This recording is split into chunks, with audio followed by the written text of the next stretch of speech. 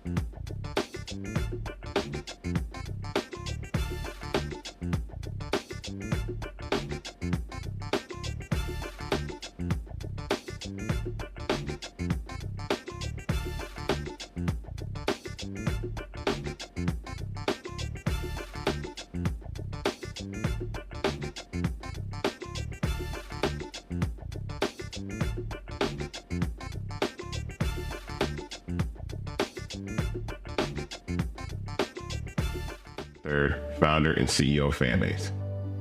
Fanbase is a free to download, free to use, next generation social media platform that allows anyone to have followers and subscribers on the same page.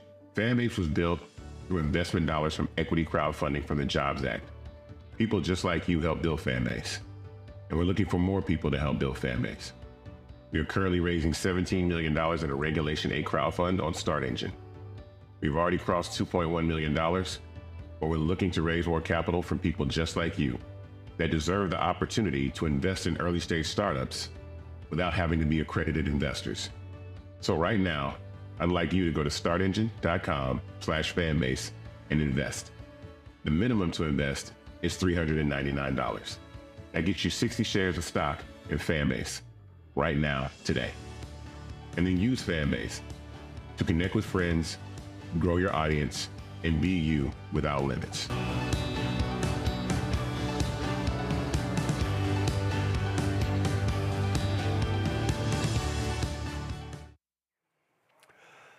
Today is Monday, November 25th, 2024. Coming up on Roland Martin Unfiltered, streaming live on the Black Star Network. The white Florida woman who killed an unarmed black mother by shooting her through a locked door found out today how much time she's going to spend in prison. Folks, in Baton Rouge, Louisiana, there's going to be a runoff on December 7th where residents will return to the ballot box to elect a new mayor president. We'll talk to the incumbent, Sharon Weston Broome, who is seeking a third term. And what is going on with black voter turnout in Baton Rouge? Why are we not voting? Plus, Haitian immigrants in Springfield, Ohio are fleeing the city now that the orange convict is returned to the Oval Office. We'll talk to a reporter who will let us know if the reports are true or more misinformation. Special Prosecutor Jack Smith is dropping the January 6th case against Donald Trump. And a MAGA senator says everyone who had something to do with the DOJ's case against Trump should be fired. But he still did it.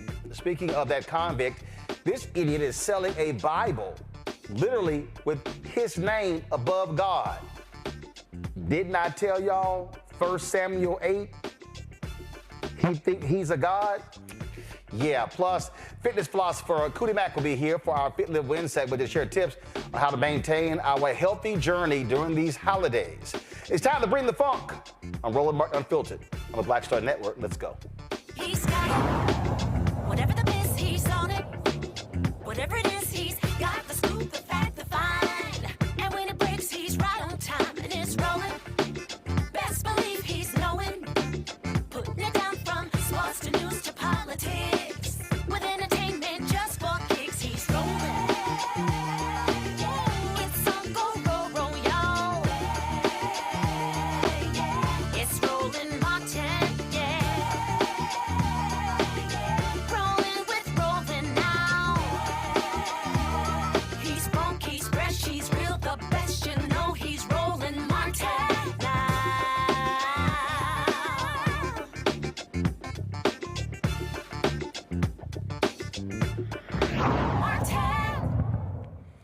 Folks, Baton Rouge's incumbent mayor Sharon Weston Broome will face Sid Edwards in a runoff election on December 7th. According to the Louisiana Secretary of State's office, an estimated 188,646 votes were cast in the mayoral election, with voter turnout reaching 64.2%. Now, Broome received 31% of the vote, while Edwards got 34%. Now, we repeatedly talked about Louisiana's low voter turnout among African Americans.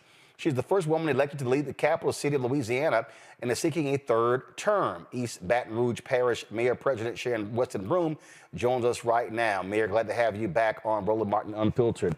So, thank you much. What's the argument that you're making to Baton Rouge voters as to why you should be returned for a third term? Well, of course, Roland, we have a litany of successes and achievements that are historic, including the largest infrastructure project that's touching every part of our city, including economic development that puts us as the strongest economy in the state of Louisiana, with 16,000 more jobs on the horizon in the next 2 years, and more particularly being the first mayor to ever pass a DBE program in the history of Baton Rouge. So we've invested over $50 million in minority, women, and veteran-owned businesses here in Baton Rouge during my 8 years. So with all of that, when you look at what took place in the general election November 5th, your opponent got 3% more than you. And so how are you making the case to voters, especially black voters, that you've earned a third term and they should reward you for that work done the last 2 terms? Well, Roland, there is a clear distinction between me and my opponent. First and foremost, beyond what we have accomplished over the 8 years moving Baton Rouge forward. My opponent has not voted in 8 years. That equates to almost 25 elections. Wait a minute, hold up. The guy who's running for mayor hasn't voted in 8 years? In 8 years, which equates to approximately 25 elections. That in and of itself speaks volumes. So he wants voters to put him in office, but he hasn't bothered to actually vote. That is correct. That is correct. Is he from Baton Rouge? Yes, he is a coach here in the Baton Rouge area. And Roland, I see you have your Aggies shirt on. And I will tell you, in sports, we know an 0-25 record certainly won't get you promoted. And so for him to think that not showing up for the citizens of this community for over 8 years at the ballot booth, and now he should be promoted to mayor president, is really very concerning. What does he do right now? Is he on the council, or is he, what does he do? He's a high school coach. Okay, so he's a high school coach. High school football coach. Has he done anything in public policy? No, he has not. And in fact, I have served on the Metro Council. I've been the Speaker Pro Tem of the House of Representatives, the President Pro Tem of the Senate, and then 8 years ago, I was privileged and humbled to be elected Mayor President of Baton Rouge. So my public service journey has been quite an extensive one.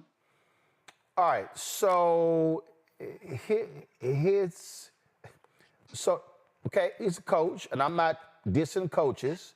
Yes. But in terms of resume, that's it. Right?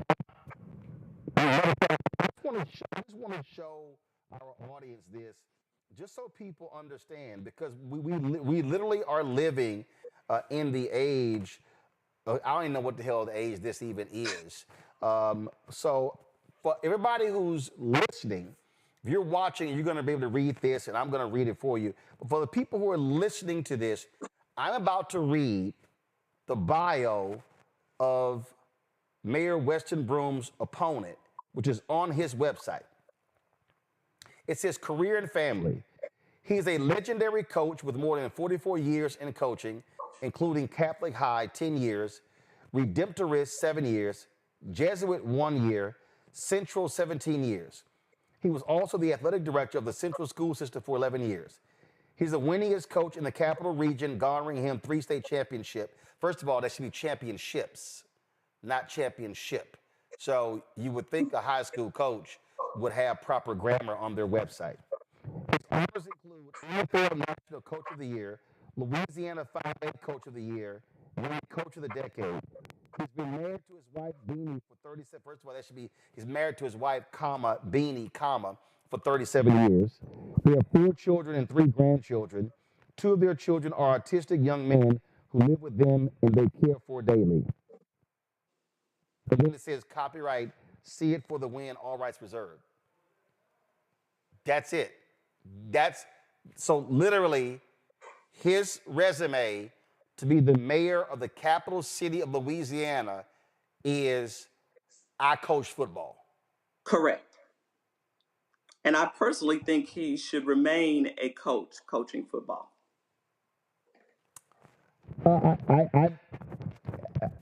It's shocking to me that this even has gone to a runoff with, I can't even call this resume light. I call it non-existent. And again, if this was a contest about coaching a team, I would say he has more experience with that from you.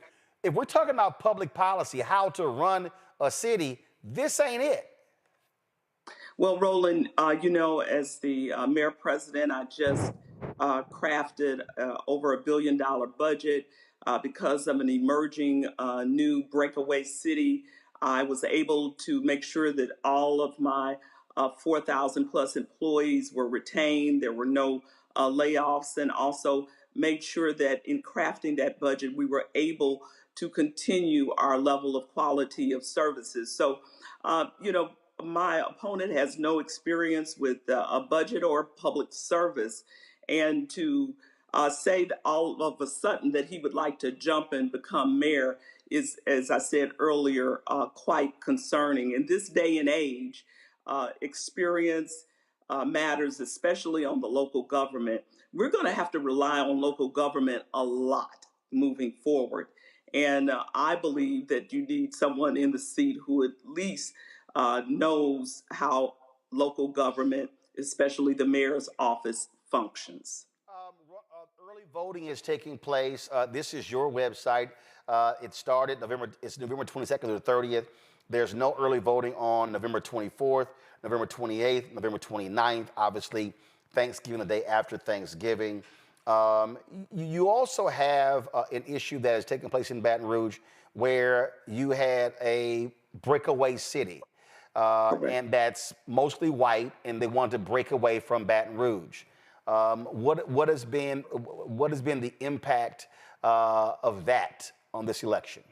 So the impact of that on the election is multi-fold. I will tell you, first of all, they have an election coming up right now, a tax election will determine if they will continue moving forward as a city as a city financially.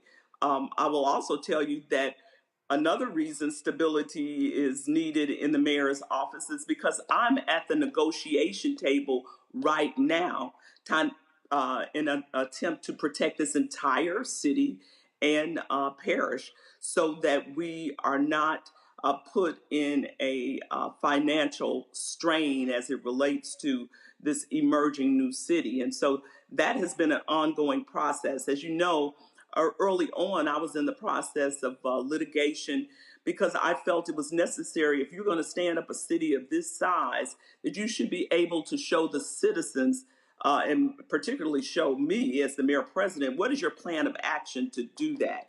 And we won at the district court level, we won at the appellate court level, and then the Supreme Court ruled in their favor. So it's been incumbent upon me to make sure that I protect all citizens of this parish as a result of this new city. Black turnout is, first of all, when we look at this the city of Baton Rouge. What is the percentage of Black, white, Hispanic residents in the city? Well, the African American population of Baton Rouge is approximately close to 55%, over 50, close to 55%. And so our effort, Roland, is to make sure that we are not distracted, because I'll be very honest with you. The strategy of my opponent and his consultants and advisors is that African Americans in particular will not go back out and vote in a runoff election. I believe we're going to dismantle that narrative. But we cannot be distracted. We've got a lot of celebrations coming up in Baton Rouge. Of course, Thanksgiving takes away 2 early voting days for us. And then Saturday, as you're aware, is the Bayou Classic. So we don't want people to forget that voting is going on right now as we celebrate our sports wins. And then on election day, Southern University is in the SWAC championship on election day. So we want to encourage everyone to early vote, whether it's today, tomorrow, or Wednesday. But we cannot allow ourselves to be distracted with our celebrations, which are certainly noteworthy, and lose the accomplishments that we have made in terms of this role of mayor president. Give us some vote totals. In the last election, what were the total vote totals? The total, let's see, the percentages. Not November 5th, when you won last time. What were the vote totals? When I won last time, the vote totals, I don't have them right here, but they were certainly outstanding. I will tell you that the number of votes that I received in the total elections the past 2 times were historic in terms of the number of votes cast for a mayor president. So we did have a strong turnout in both of those elections. But as you said earlier, Roland, we've got to improve our turnout. We saw what happened in our statewide elections recently last year, and we now need to be cognizant of what happened there as we move forward. I will tell you the last time that I ran, the turnout was 57%. Okay. 57% the last time. 57%, okay. Yeah. Yeah, because what I'm trying to do is I'm trying to find the actual vote totals. Give me 1 second. Okay. Give me 1 second. So, looking at these total numbers. Okay, first round, because there was a runoff in 2020, right? Correct. There was a runoff in 2020. Okay. I had 57%. Yeah. So looking at these numbers here, you got a total of 98,722 votes in the general. Your opponent, Steve Carter, got 40,757. Yes. That was it was a 35% turnout. Right. It was 48% to 19. So 35% turnout. Yeah. You come back in the runoff. You get 65,000 to his 50,000, and so. But the reason I'm specifically mentioning these numbers is because I saw this video that Gary Chambers had put out. He put this tweet out. He said, out of 100, and so there are 129,000 registered Black voters in East Baton Rouge Parish. And in the first 2 days of early voting, only 4,486 voted. And so what I'm looking at here in terms of the point I make, and again, so if I go back to the runoff, you got 65,000 votes in the runoff last time. How many people are going to be at the Southern game for the SWAC championship? That's a real good question, but I will tell you, we love our Jaguars, and we have a strong Jaguar nation, as you know. So I'm anticipating that they will have, because the game is in Jackson, it's not far away, that there will be a strong turnout. Right, but the point I'm making, let's just say 25,000 Southern fans travel to Jackson State for the game. That's almost half of what you got last year. And Correct. So folks cannot be, let me be real clear, Southern fans, you cannot be more excited about tailgating for the SWAC championship than you are about who's going to be leading the city of Baton Rouge for the next 4 years. Folks should be taking, if Southern fans, the Bayou Classic is Saturday. Y'all can vote tomorrow. Yeah. Y'all can vote Wednesday. Y'all can vote Saturday before you go to New Orleans. And so at the end of the day, this is where we have to be saying that who is the next mayor of Baton Rouge? And you said a $1 billion budget. Correct. I dare say the control of a $1 billion budget is frankly more important than beating Grambling. I'm just going to go ahead. You ain't got to say it.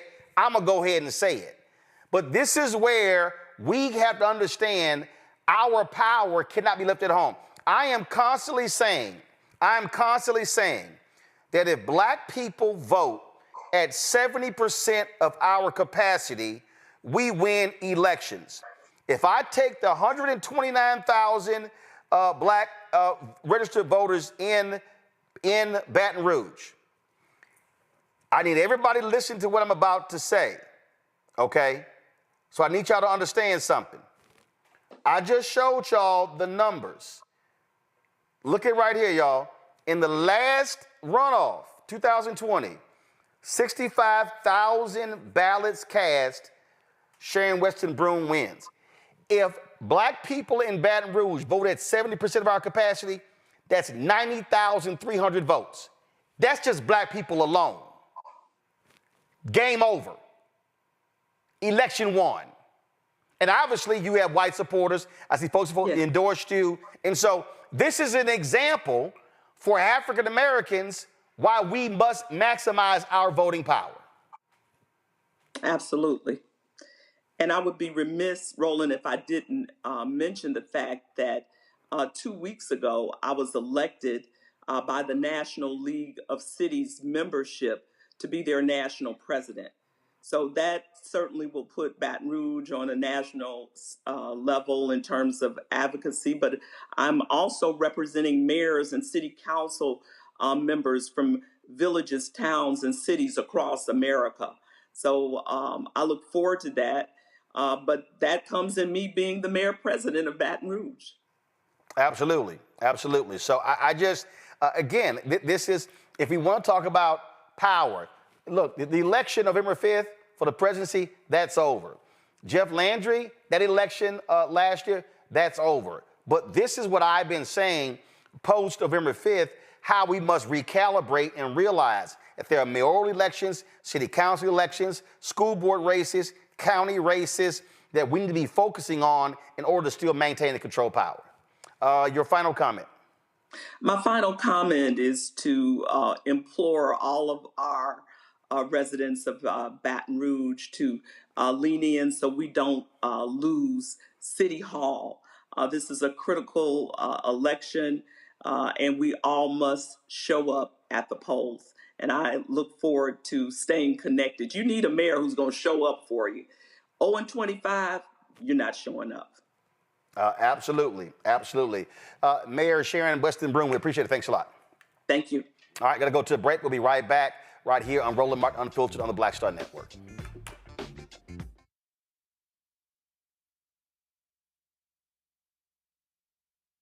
Hatred on the streets, a horrific scene, a white nationalist rally that descended into deadly violence. White people are losing their damn minds. As an angry pro-Trump mob storms the U.S. Capitol, we've seen We're about to see the rise of what I call white minority resistance. We have seen white folks in this country who simply cannot tolerate black folks voting. I think what we're seeing is the inevitable result of violent denial. This is part of American history. Every time that people of color have made progress, whether real or symbolic, there has been what Carol Anderson at Emory University calls white rage as a backlash. This is the rise of the Proud Boys and the Boogaloo Boys. America, there's going to be more of this. Here's all the Proud Boys, guys. This country is getting increasingly racist in its behaviors and its attitudes because of the fear of white people. The fear that they're taking our jobs, they're taking our resources, they're taking our women. This is white fear.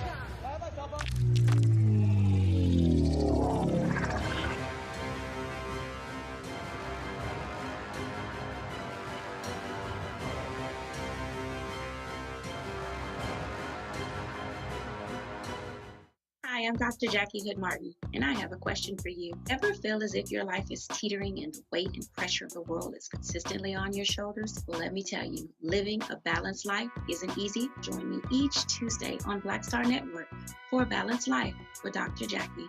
We'll laugh together, cry together, pull ourselves together, and cheer each other on. So join me for new shows each Tuesday on Black Star Network, A Balanced Life with Dr. Jackie.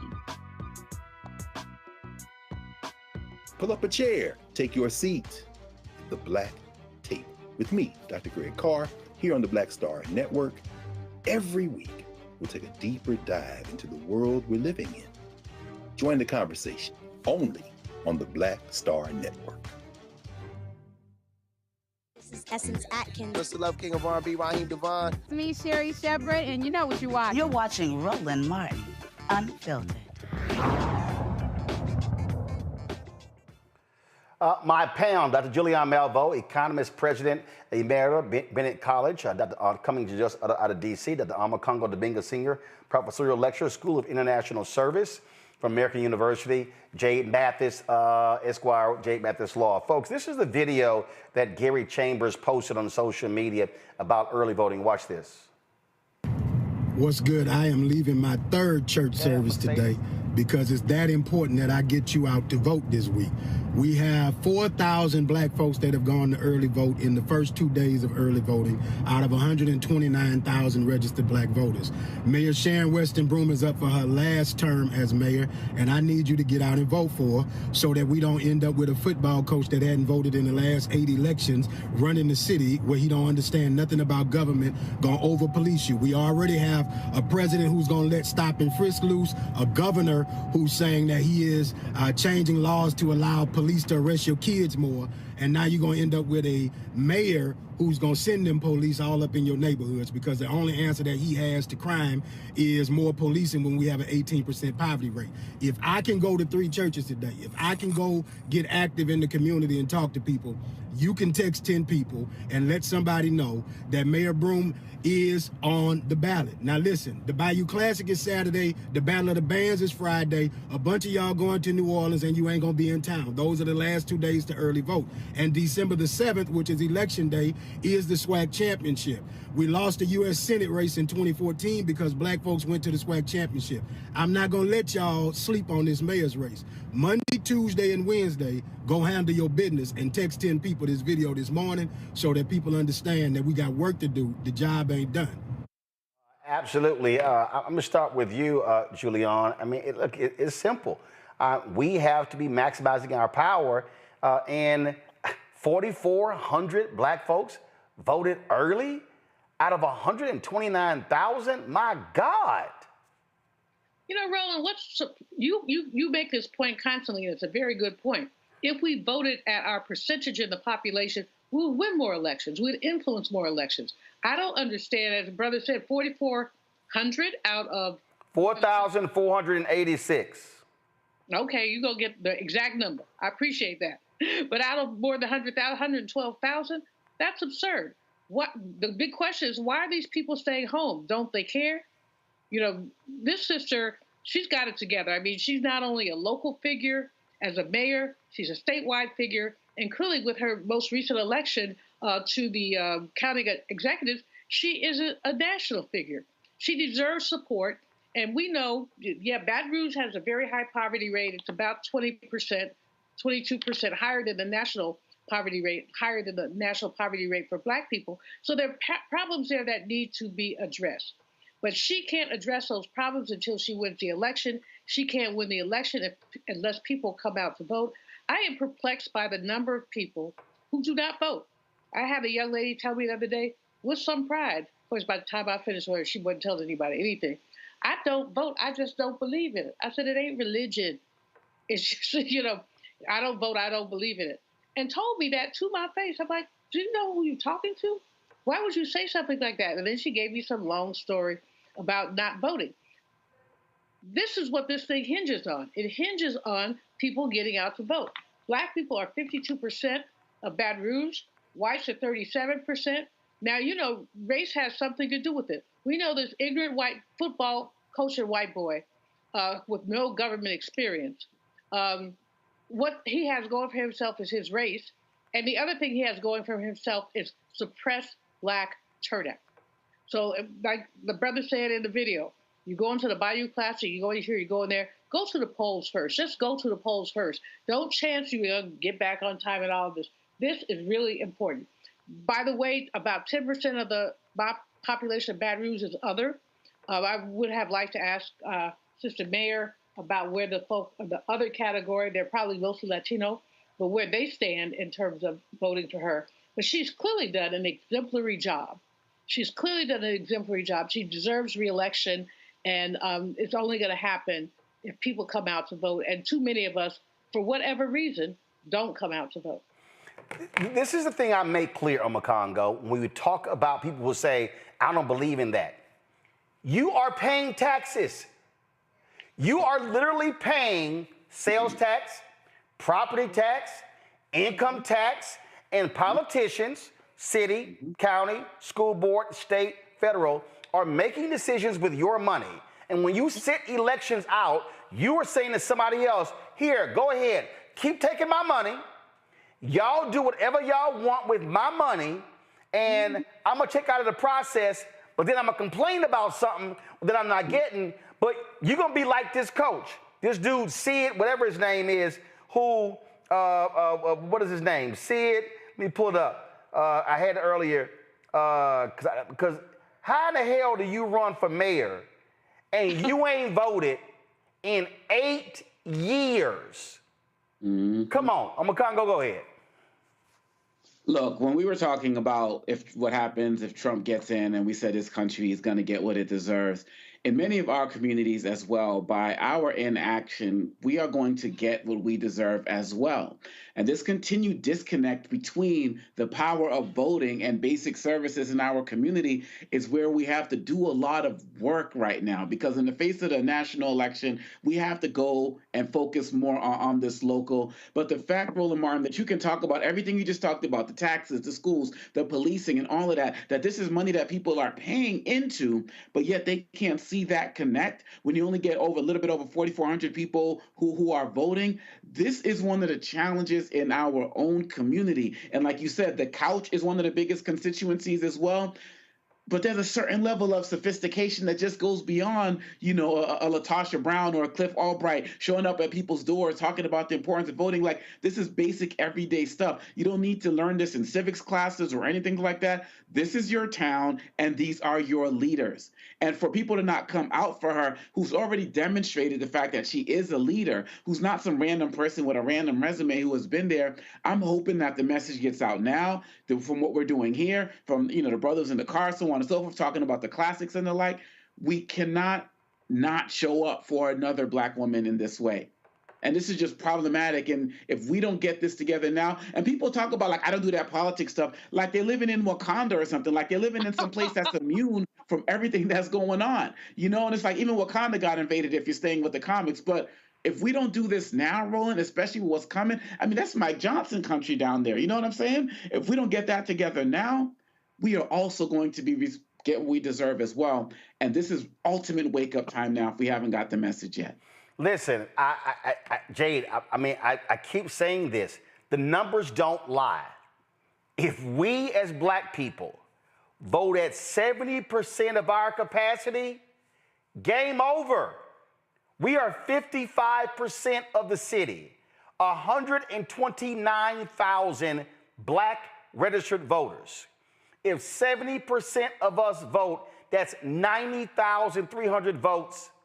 That literally is 25,000 more than she got in the runoff to win in 2020. And she's running against somebody who has no experience in public policy, no experience with a budget of this size, has never served in public office, and more importantly, ain't voted in 8 years.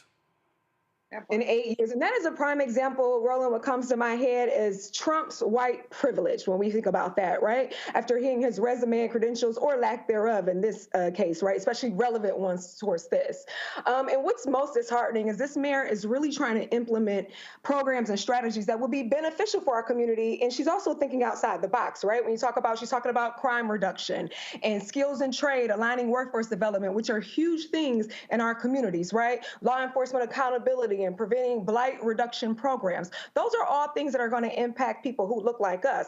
However, as we've already stated, because Baton Rouge is a more impoverished area and the literacy rate may not be as high as other areas, I don't know what it's going to take for the residents to understand. There is clearly a disconnect there, but I'm not sure how else the message can be delivered, because I think she's delivering the correct message. I just don't know how they're receiving it. And maybe using some, and which I'm sure she's already doing, some of the nonprofit organizations and the boots on the ground to go into those inner city and actually explain to those individuals how it's going to be beneficial towards them. Maybe that will make a change, but she's delivering the message correctly. It's just unfortunate that it's not being received. Hey, folk, if we sit at home and she lose, I don't want to hear nothing. Yeah. Again, all I'm going to play is Scarface's No Tears. I'm going to keep saying this. We can't keep whining and complaining about black power and not being in control when here's an example where we can actually run a majority black city. Atlanta is what it is because they had black mayor after mayor after mayor after mayor. But y'all can F around and find out. But Baton Rouge, y'all need to be showing up and showing out. Got to go to break. We come back. We're going to talk about what's happening in Springfield, Ohio, because Donald Trump and his imps have been trashing Haitians there. Folks are fleeing that city, fleeing Springfield, Ohio, left and right. We'll talk about it next. Don't forget, support the work that we do. Join our Bring the Funk fan club. The goal is to get 20,000 of our fans contributing on average $50 each at $4.19 a month, 13 cents a day. If you want to contribute via via Cash App, use Stripe. Cash App wiped out all of our accounts, so we got to use Stripe. So use Cash App to support what we do. Also, send your check and money order, P.O. Box 57196, Washington, D.C., 20037-0196. PayPal is rmartinunfiltered. Venmo is rmunfiltered. Zelle, Roland at RolandSMartin.com, Roland at RolandMartinUnfiltered.com. We'll be right back. What's up, y'all? Look, Fanbase is more than a platform. It's a movement to empower creators, offering a unique opportunity for everyday people to invest in Black-owned tech, infrastructure, and help shape the future of social media. Investing in technology is essential for creating long-term wealth and influence in the digital age. The Black community must not only consume tech, we must own it. Discover how equity crowdfunding can serve as a powerful tool for funding Black businesses, allowing entrepreneurs to raise capital directly through their community through the Jobs Act.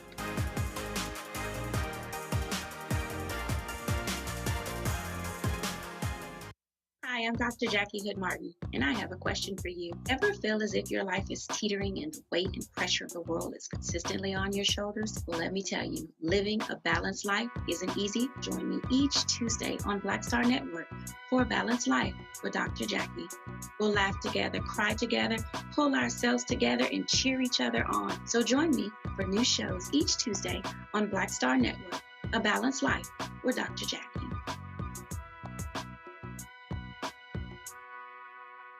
Pull up a chair, take your seat. The Black Tape with me, Dr. Greg Carr, here on the Black Star Network. Every week, we'll take a deeper dive into the world we're living in. Join the conversation only on the Black Star Network. How you doing? My name is Mark Curry, and you're watching Roland Martin Unfiltered. Deep into it, like pasteurized milk without the 2%. We getting deep. You want to turn that shit off? We're doing an interview, motherfucker.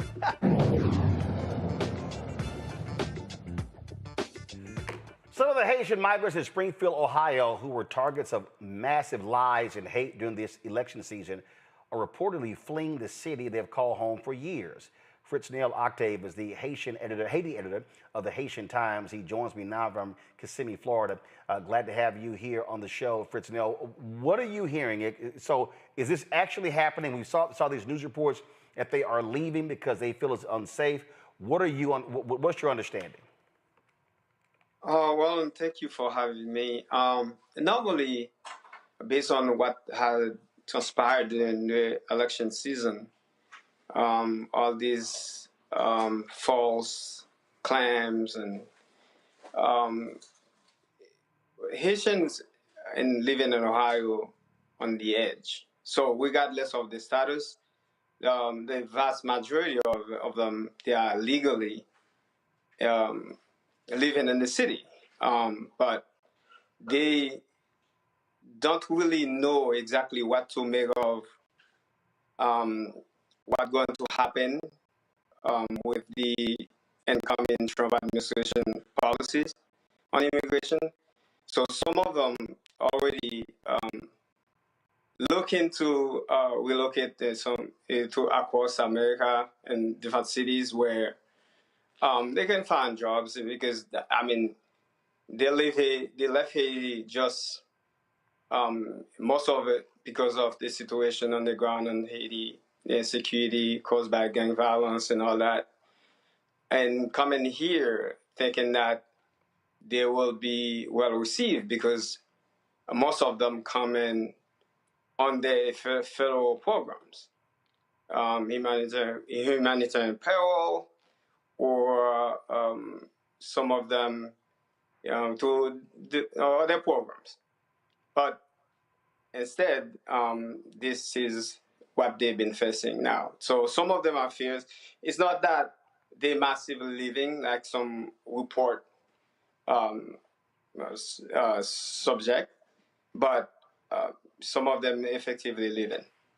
So you are hearing that they are leaving, looking to go to other places in the United States as a result of them constantly being under attack by Donald Trump, J.D. Vance, and right-wing MAGA Republicans.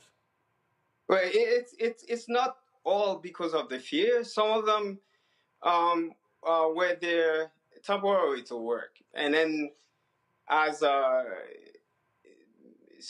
work, maybe they find a better opportunity somewhere else, and then they know what's going on with the city.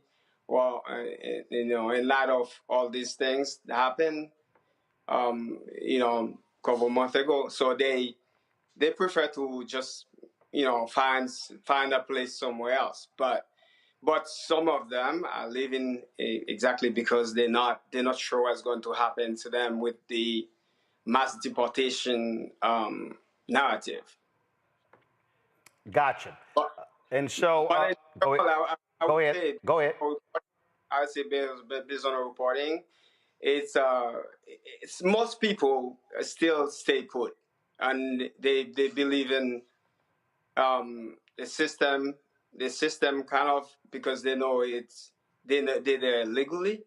Some of the people has been living there for years. They settle well in the city. They have the business running personally. Some of them have good jobs, so they're solid in those jobs. They don't let fear take over them, but some of them don't really know what to make of, especially those under the TPS program. They don't know when the TPS expired and in 2026 what's going to happen. And then some of them also under the Biden humanitarian parole program. So due to expire after 2 years, they've been admitted in the country. So these are people who are mostly scared of the situation. All right, then. Well, Fritz Snell, we surely appreciate you joining us. Thank you so very much for giving us an update on that. Yeah, thank you, Wallen, for having me. Thank you, everyone, for listening. I appreciate it. I want to go to my panel here, Omakongo. I'm going to start with you. I mean, we're going to hear more of this. Obviously, there are people who are scared to death when you have these Project 2025 people coming in saying they want to do mass deportations. They want to deport some 11 million people. And you've got some black folks who are cheering that as well. But here's the thing that also I need a lot of these folks who are black to understand. When you look at the black population in the United States, 10% of that are black immigrants. 10% of that. So when we start talking about these cities and different places, do understand that that's going to have an impact when census gets taken, when it comes to resources. But again, if folks want to sit here and want to be in massive opposition, go right ahead. But you're already seeing Omakongo, farmers in California saying, we're letting y'all know there's going to need to be some exceptions, because if this happens, food prices are going to skyrocket. And they said, who's going to come out here and pick these crops? Same thing in Florida.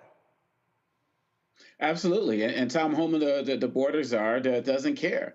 And going to your point about black people and immigrants in our communities, we got to be mindful that when some of his agents come through, all four of us can be Haitian as far as they're concerned. And if people think that they're not going to get mistakenly swept up in some of this, because Holman said we're going to go after the criminals first.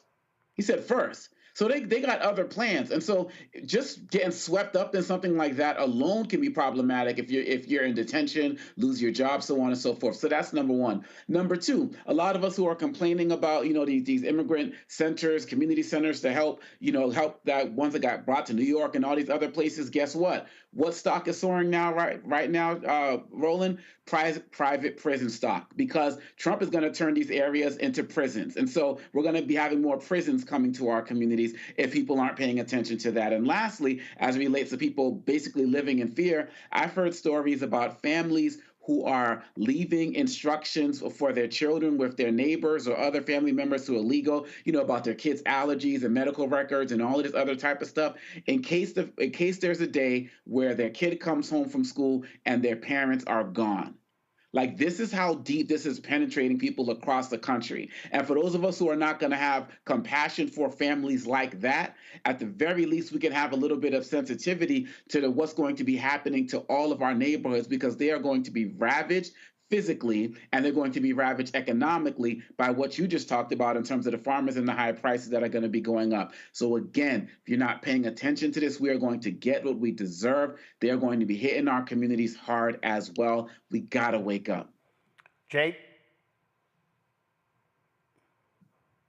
So, I'm sorry, did you say Jade or? Yeah, go right ahead. You're all right. It's you.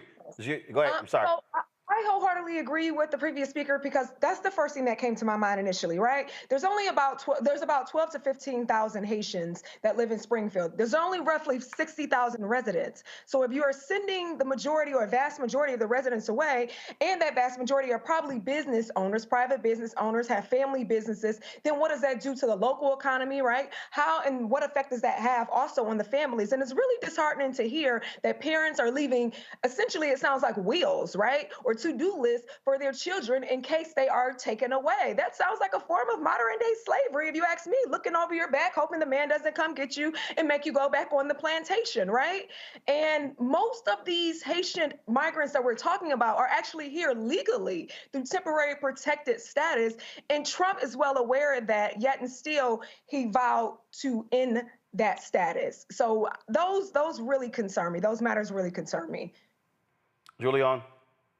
Well, we should all be concerned. This is really frightening at some level. These are people who come here legally. In some cases, they were recruited because of labor shortages in Springfield. Let me underline that, what I just said, labor shortages. As Roland said in setting this up, who's going to pick the lettuce? Who's going to deal with the crops? On my block here in Washington, D.C., I would say, who's going to clean your house? I mean, there are 4 or 5 sisters who are clearly Latina. I don't know anything about their status, but they have their little cars and they come with their supplies and go to people's houses to clean them. Will they be subject to something? Many of the waiters in this neighborhood are Latino. Will they be subject to something? Basically, you know, we should all say all together now, we told y'all the incoming president made a strong case, a flawed case, but a strong one, that he could control the economy. Everything that he has proposed to do is inflationary, removing either legal or illegal immigrants from this country precipitously is inflationary. Building more prisons is inflationary. Adding tariffs is inflationary. So he says that he wants to be the one who can corral the economy. Frankly, Biden and Harris were doing a good job. We had seen inflation go down to the Fed target of 2%. We have seen a number of other positive things in terms of the unemployment rate. They've been hitting all the marks. Their flaw, as we've talked about many times here, is they ain't tell nobody. They didn't toot their own horn.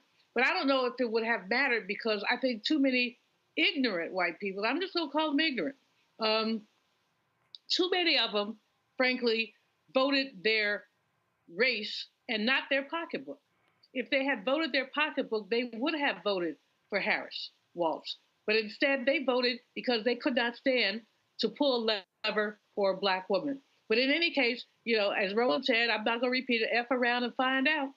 F around and find out, because I dare say that based on many of the economists who have said, the Wall Street Journal economists said that the Harris-Waltz economic plan was better than the Trump, whatever that other little man's name is, that the Harris-Waltz economic plan was better. But in 6 months, I dare say if they do even a third of the stupidity that they say they're going to do, we will see inflation rising. If they deport, inflation rising. Tariffs, inflation rising. We can go down the list, and inflation rising, but people voted essentially because they voted their whiteness. Well, this to me is also, I find to be hilarious. Go to my iPad, Henry. Trump's deportation vow alarms Texas construction industry. I'm like, where in the hell have y'all been for the past several years? You've got nutcases, Governor Greg Abbott. You've got Texas Governor, Lieutenant Governor Dan Patrick, Republicans in the state, doing what they're doing. And so, yeah. So y'all are sitting here, but guess what, Texas? Y'all voted for the man. Y'all voted for Abbott. Y'all voted for Dan Patrick. In fact, Republicans control all statewide offices. They've done so for the last 25 years. This on y'all. So guess what? If the Texas construction industry, let's say, just crashes, again, I'm gonna play Scarface's No Tears. If it crashes in California and Florida, guess what? Knock yourself out. I'm not gonna sit here and say a word. Y'all voted for this. And this is an example of y'all wanted truly FAFO. Y'all wanted to go here, go right ahead. Go right ahead. And so if all of a sudden y'all can't figure out who's gonna be cleaning hotel rooms, who's gonna be working in sweeping floors in hospitals and in schools and stuff like that, I'm just letting everybody know this how I'ma look the next 4 years.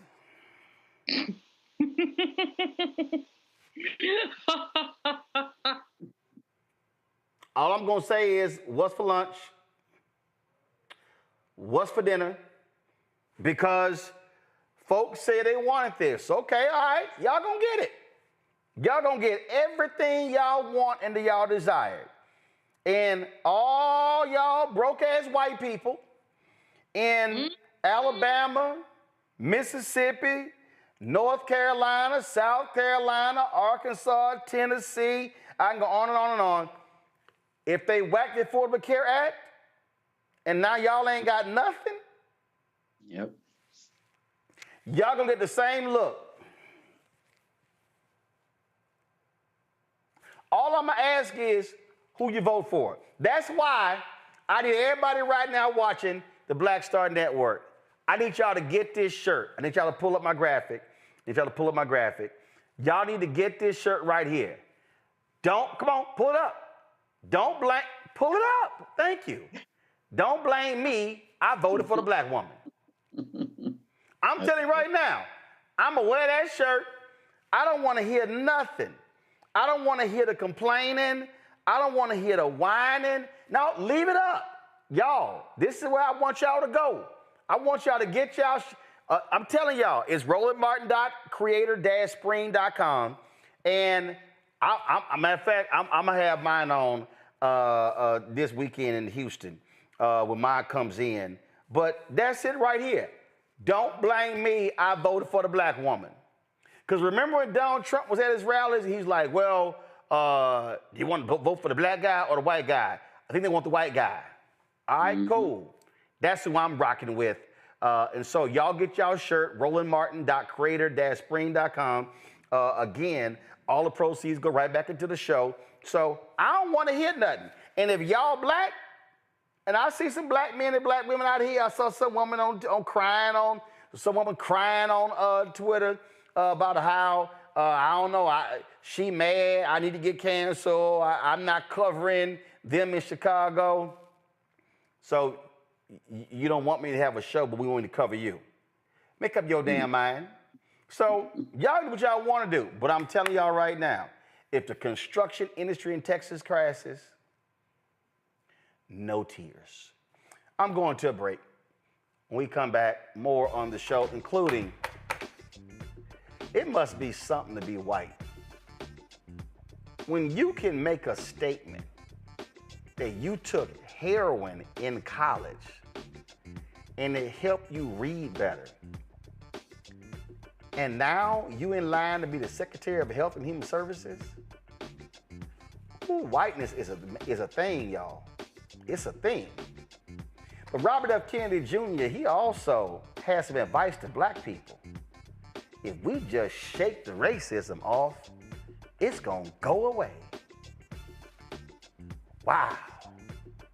We'll discuss that next, right here on Roland Martin Unfiltered on the Black Star Network.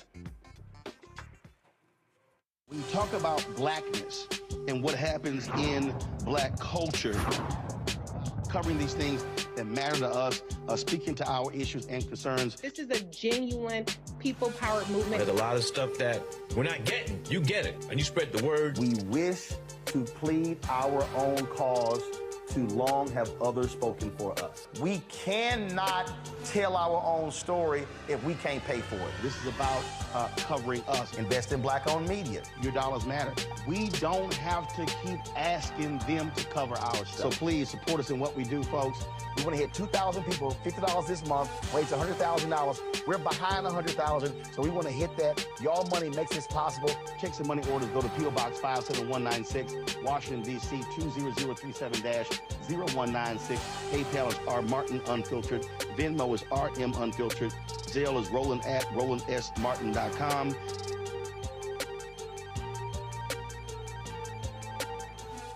Hi, I'm Dr. Jackie Hood Martin, and I have a question for you. Ever feel as if your life is teetering and the weight and pressure of the world is consistently on your shoulders? Well, let me tell you, living a balanced life isn't easy. Join me each Tuesday on Black Star Network for A Balanced Life with Dr. Jackie. We'll laugh together, cry together, pull ourselves together, and cheer each other on. So join me for new shows each Tuesday on Black Star Network, A Balanced Life with Dr. Jackie.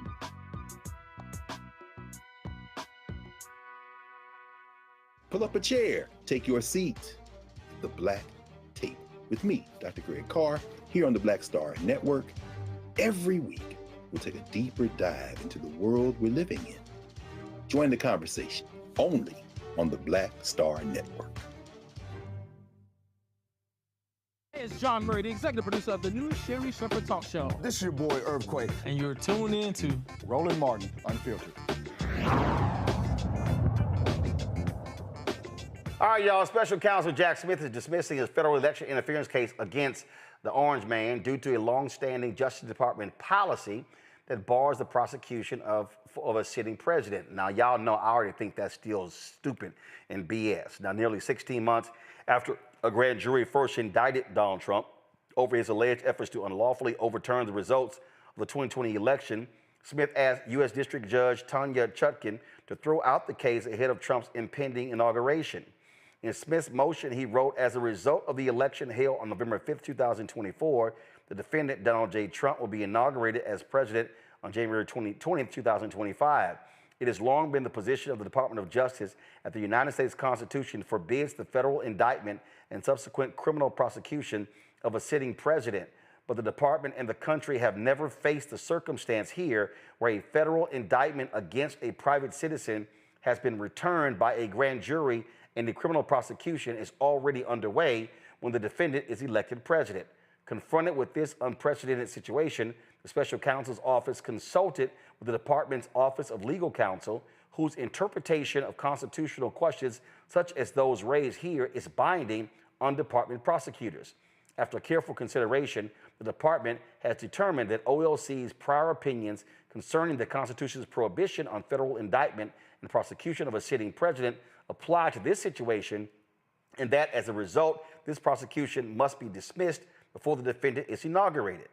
Earlier this month, Judge Chutkan canceled the remaining deadlines in the case after Smith requested time to assess this unprecedented circumstance and determine the appropriate course going forward consistent with Department of Justice policy following the election. Trump pled not guilty to federal charges of undertaking a criminal scheme to overturn the results of the 2020 election by listing a state of so-called fake electors. Now, he also asked for this to be dismissed with prejudice, so it could be brought back later. Let me know when we have Jade back, folks, because I want to. She's a lawyer. I want to talk to her about this here. But I'm gonna go to Congo first. Congo. So okay, Jade's there. Okay, so here's the issue that I have constantly with this whole deal, Jade. First, they are operating off of a DOJ opinion, which is based upon a memo written when President Nixon was in office, and his DOJ was trying to save his ass. The problem that I have is this opinion has never been affirmed by the courts. So what I don't understand is why Merrick Garland didn't have the guts to say, no, go forward and take this thing to the federal court. Let the courts decide that a person who was indicted prior to being inaugurated can't be prosecuted. Okay? Now, the court has ruled a president has immunity based upon actions of the office. He was a private citizen. That to me is why I have a problem with what Jack Smith has decided, because Merrick Garland, the Attorney General, has chosen to be gutless in this situation. You're absolutely right. I think they are being very selective in changing and adding rules as they go along. As you say, that was a recommendation, suggestion by the DOJ. And also one thing that I'm noticing with that is that it brings into question the statutes of limitation, right? Because there's not going to be any tolling on the statutes of limitation. So what I think they are strategically trying to do is that if you put this law, if you put this requirement in place that was never made a law, right, then by the time Trump is in his presidency, the statute of limitation will probably have ran, right? So there is no way he can be accountable for his decision. And on top of that, who would the special counsel now give the liberty to make that decision, right? Would it be the DOJ? Who would the DOJ give that liberty to? Also, the only case at that point which will be hanging over Trump's head when he enters the office will be the civil fraud case with a judgment of nearly $500 million. So that one's selectively going to be brought up, right, and hanging over his head. However, the other felonies and the other more severe charges and cases will not be. I already have an issue, Julian, with New York and Georgia suspending their cases because those are state cases. They do not have to abide by a DOJ opinion. But let's just be real honest here, Julian. The reason we're here It's because Merrick Garland is gutless. Merrick Garland should have called for a special prosecutor on January 21st. No, he waited 2.5 years. This is on him. And this is why he will go down as one of America's worst attorney generals. Gutless is a nice thing to say about him. That man really, he got a consolation prize. He was going to be a Supreme Court justice, nominated by President Obama. He didn't get it. I blame President Obama for bringing that gutless. Okay, I'm editing myself, y'all. You know how when I put my head down, I'm like, I'm not going to say that today on TV. But that gutless mofo into the orbit of basically administration leadership, because he is no leader. He is no leader. If he didn't do it on January 21st, Roland, it should have been February 1st. But they didn't. He slow rolled everything. And one wonders if he is actually a Trumpy in disguise, because the slow roll is what benefited the incoming president the most. Bonnie Willis deserves high props in Atlanta. Tish James in New York deserves high props. And there is no reason for them to dismiss their cases. These are state cases. What he did in Atlanta, calling up, dialing for votes. I just need 11,000 and so many votes. That's illegal. The whole thing with paying strippers and illegally, that's illegal. I mean, so if Jack Smith wants to dismiss based on a 1974 Richard Nixon protecting law, that's Jack Smith. And he's probably scared. He is probably scared. And that's okay, dude. You can be scared. But the other part of it is this other part. The state cases should not have to go away. And I think Jade is right. You know, the whole issue of the statute of limitations works in Trump's favor, but it doesn't have to. It really doesn't have to. There are all kind of workarounds with this, and there's so many brilliant Black and other lawyers out there. You know, the day he steps out of office, he can wear some handcuffs or bracelets, as they call them. Here's what I think is just dumb here on Macongo. This is just what I think is just flat out, just nonsensical with this whole deal. Okay. So the DOJ opinion says you can't prosecute. Why not test it in court? If the courts say you can't prosecute, well, then you just go ahead and just can't prosecute. I mean, that's all it is. And I don't think that Merrick Garland was a Trump plant. I think the problem is when you pick a judge, a former federal judge, to be a prosecutor, he is thinking and acting like a judge and not a prosecutor. That part. Which is why many of us wanted Doug Jones in that spot. Yes. And look, the fact of the matter is that too many times in this Justice Department, when it came to Trump, they decided to do nothing because they didn't want to appear to be political, not understanding or not caring about the fact that not doing anything is political.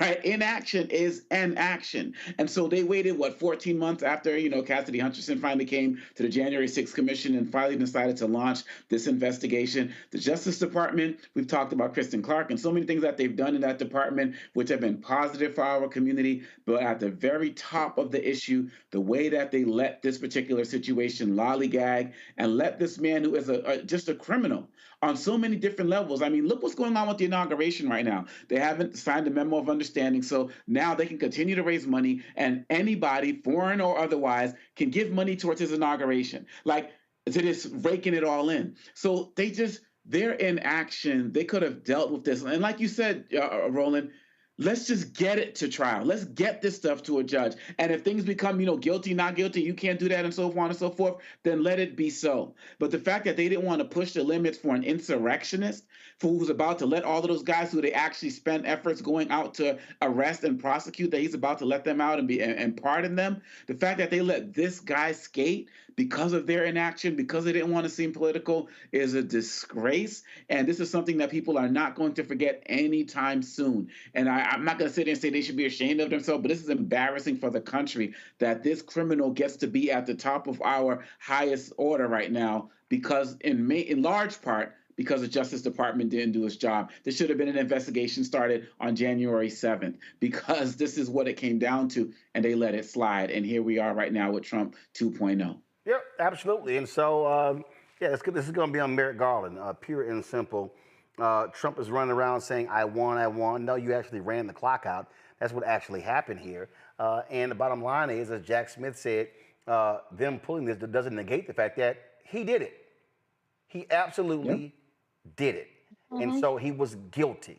He was flat out guilty. This should be prosecuted. And again, I wish Alvin Bragg in New York, and I wish Fonnie Willis in Fulton County in Georgia would be moving forward, because they do not have to abide by this memo. This memo only pertains to DOJ lawyers. It does not pertain to local prosecutors. But again, folk just sitting here gutless and scared and don't want to see them fight. And again, I would rather have the courts affirm this damn memo than we just keep going by a memo that was written in 1972 to protect a crook in Richard Nixon. That's what it was. All right, y'all, going to break. We come back. I got to talk about this nutcase who's going to be, Trump wants to be the Secretary of Health and Human Services. Pretty crazy, y'all. Pretty crazy. Some of the comments he made. And he said to black people, y'all should just shake this thing off. Just shake off racism. Y'all will be good. Just shake it off. It'll be just fine. Also, did I tell y'all Donald Trump thought he was God? Selling Bibles with his name above God. All right, y'all. You're watching Roland Martin Unfiltered on the Black Star Network. Support the work that we do. Don't forget, of course, join our Bring the Fuck fan club. You want to give via Cash App, use the app Stripe. This is the QR code right here to give via Cash App, so please do so. Also, senior check and money order, P.O. Box 57196, Washington, D.C. 20037-0196. PayPal is R Martin Unfiltered. Venmo is RM Unfiltered. Zelle, Roland at RolandSMartin.com. Roland at RolandMartinUnfiltered.com. Be sure to download the Black Star Network app, Apple phone, Android phone, Apple TV, Android TV, Roku, Amazon Fire TV, Xbox One, Samsung Smart TV. Also, don't forget to get my book, White Fear, How the Browning of America is Making White Folks Lose Their Minds, available at Amazon, Barnes & Noble, Books A Million, Bookshop Chapters, Target. Also get the audio version on Audible, and be sure to get our new shirt. Get your Roland Martin Unfiltered merchandise. You can get it at rolandmartin.creator-spring.com. Got to get this shirt. Don't blame me. I voted for the black woman. And so you can also get your RMU gear as well. And everybody who gets RMU gear, if you post it on social media or send me an email, I will give you a shout out right here on the show. All right, folks, I'll be right back. Back in a moment. Coming soon to the Black Star Network. I had been trying to get a record deal for a long time. You know, when I finally got signed to the Motown record label in 2003, I was 34, 35 years old. And up until that time, I had been trying to get record deals the traditional way. You know, you record your demo, you record your music, and you send it, you know, to the record labels, or maybe somebody, a friend of a friend, knows somebody that works for, you know, the record label. And really, chemistry was my last ditch effort at being in the music business. How long have you been trying? I've been trying since I was a teenager. Wow.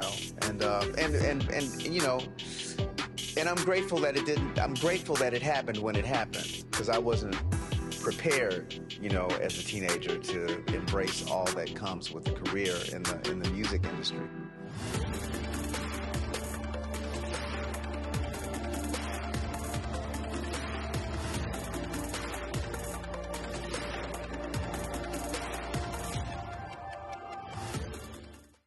Hi, I'm Isaac Hayes III, founder and CEO of Fanbase. Fanbase is a free-to-download, free-to-use, next-generation social media platform that allows anyone to have followers and subscribers on the same page. Fanbase was built through investment dollars from equity crowdfunding from the Jobs Act. People just like you helped build Fanbase, and we're looking for more people to help build Fanbase. We are currently raising $17 million in a Regulation A crowdfund on Start Engine. We've already crossed $2.1 million, but we're looking to raise more capital from people just like you that deserve the opportunity to invest in early stage startups without having to be accredited investors. So right now, I'd like you to go to startengine.com/fanbase and invest. The minimum to invest is $399. That gets you 60 shares of stock in Fanbase right now, today. And then use Fanbase to connect with friends, grow your audience, and be you without limits.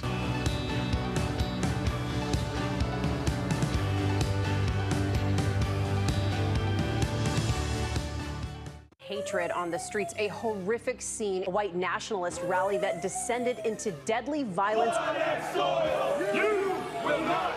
White people are losing their damn minds.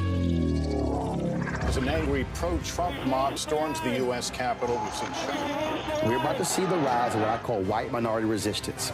We have seen white folks in this country who simply cannot tolerate black folks voting. I think what we're seeing is the inevitable result of violent denial. This is part of American history. Every time that people of color have made progress, whether real or symbolic, there has been what Carol Anderson at Emory University calls white rage as a backlash. This is the rise of the Proud Boys and the Boogaloo Boys. America, there's going to be more of this. Here's all the Proud Boys, guys. This country is getting increasingly racist in its behaviors and its attitudes because of the fear of white people. The fear that they're taking our jobs, they're taking our resources, they're taking our women. This is white fear.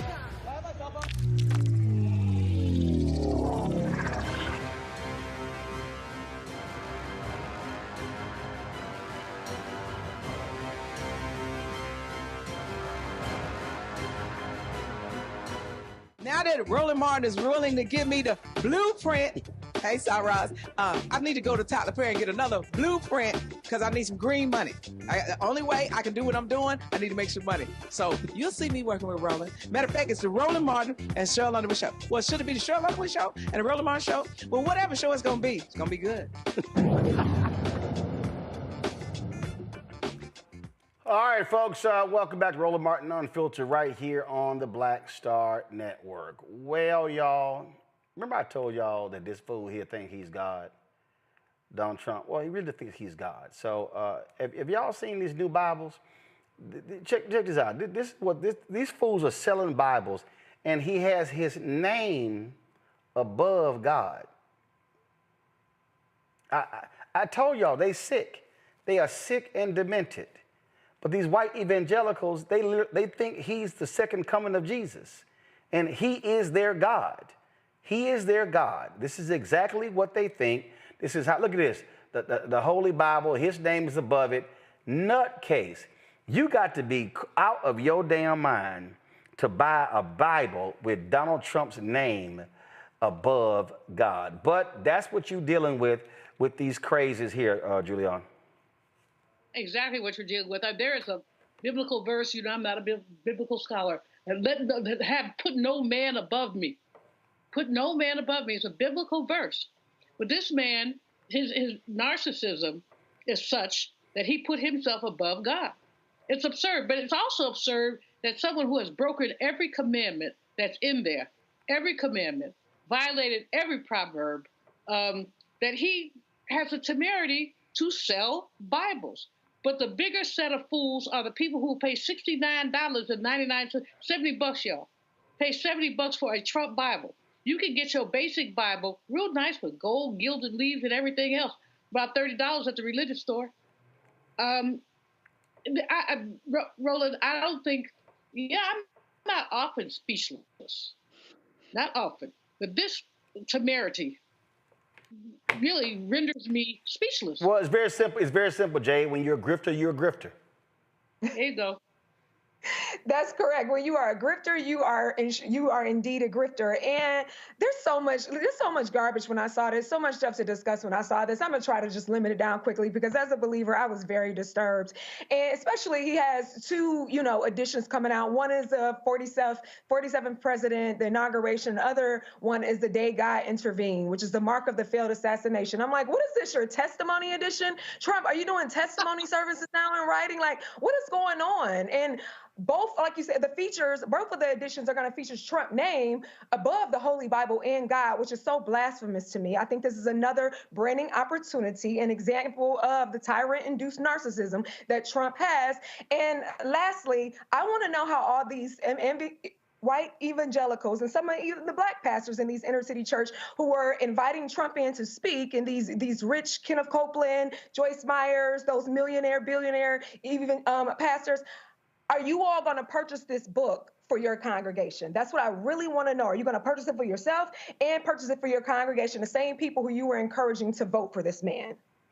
Again, he is their God, and he is a modern-day Saul. The people said they wanted a king. God's like, all right, I'm going to give y'all a king.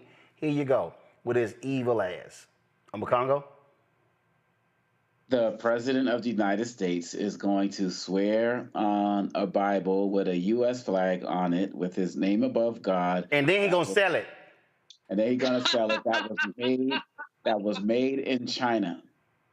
That's our next president of the United States. I mean, the fact of the matter is he has been their avatar. And the fact that the flag is on it as well is just a reminder that these guys never believed in the separation of church and state.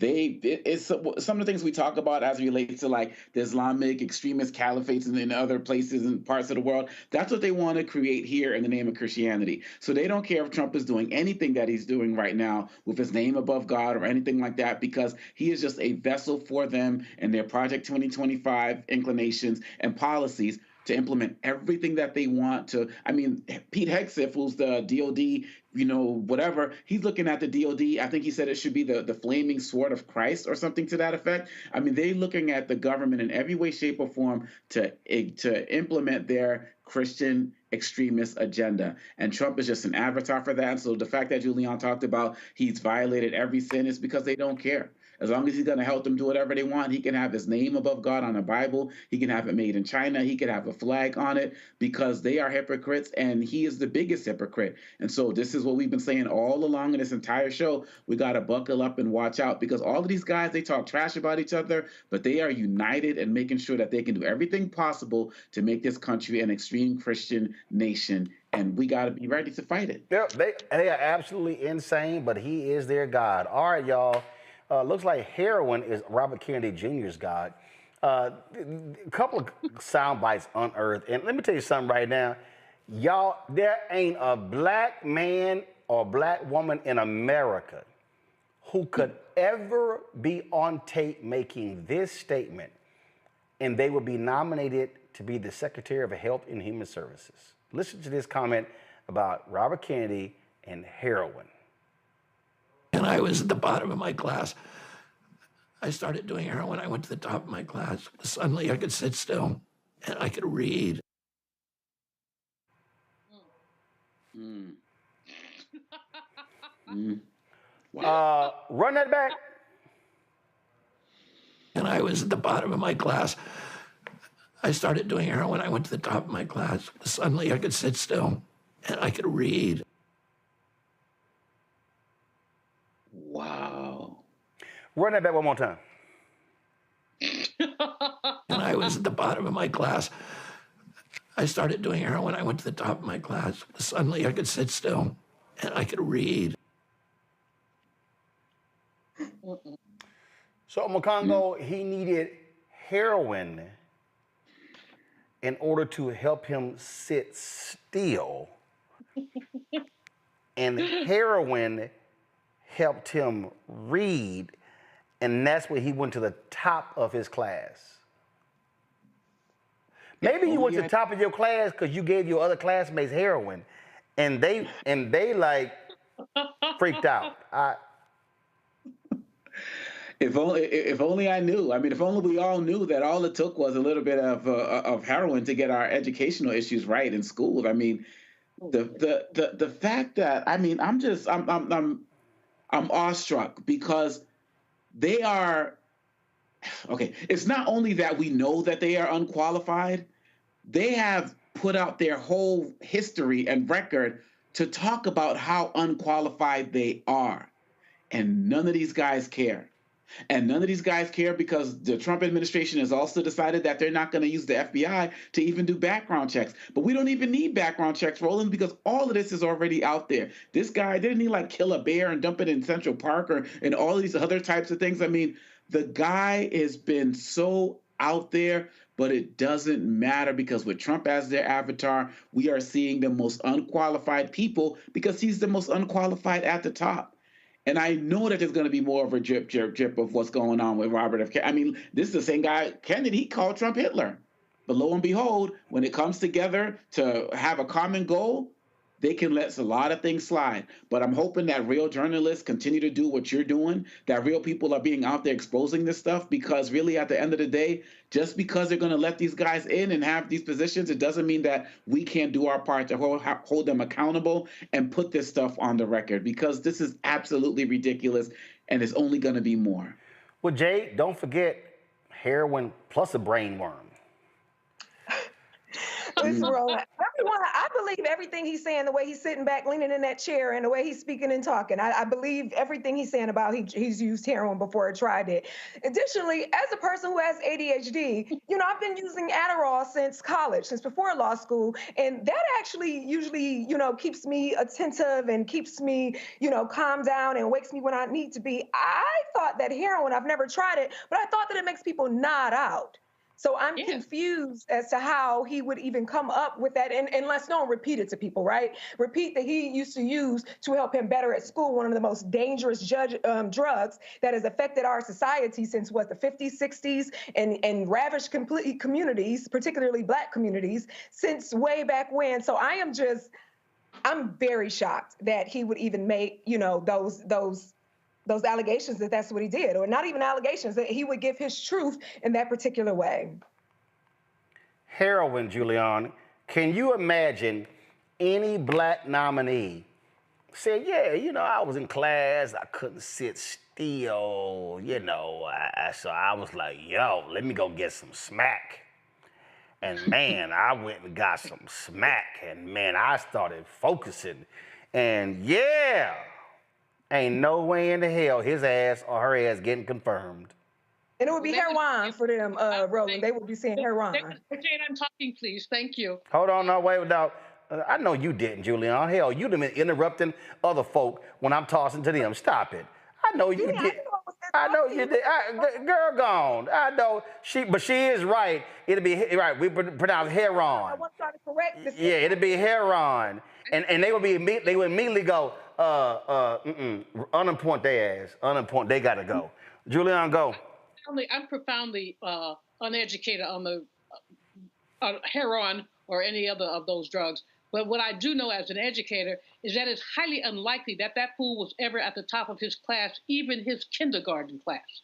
I mean, literally. And it could be checked. It could be fact-checked. And whoever reported this need to go fact to wherever he went to school, fact-check. Was he at the top of his class? No, because he went to schools where people with sense, and even people without sense, were at the top of their class. I found that highly amusing, but I find RFK Jr. highly amusing, and the collaboration between he and Mr. Trump highly amusing. Well,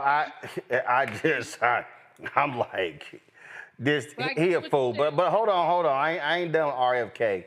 So then y'all, they had this other piece of video was found.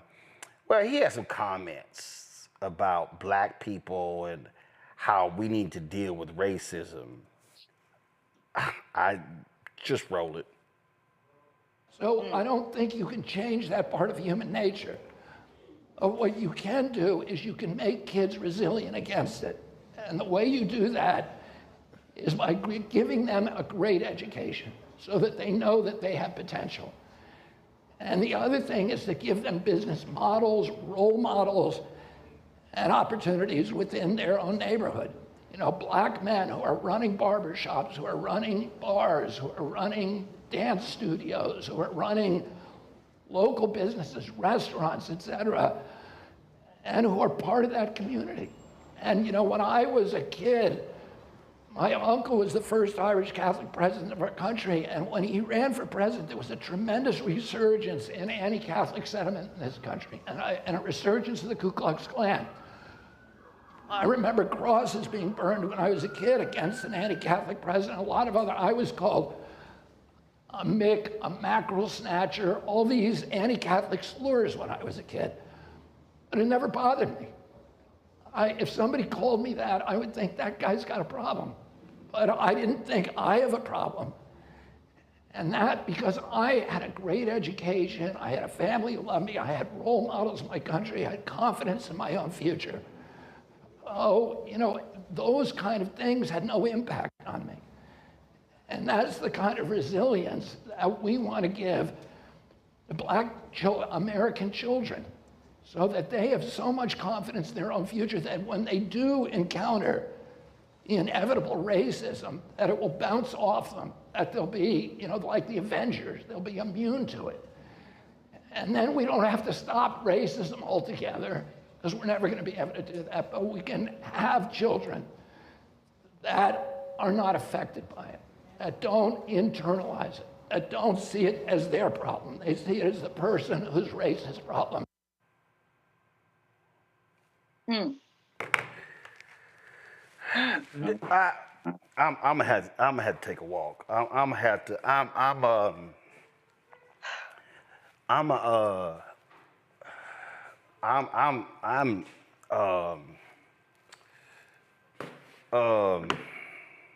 Yeah, this is like an exhale moment. A lot of deep breaths. Yeah, we supposed to let.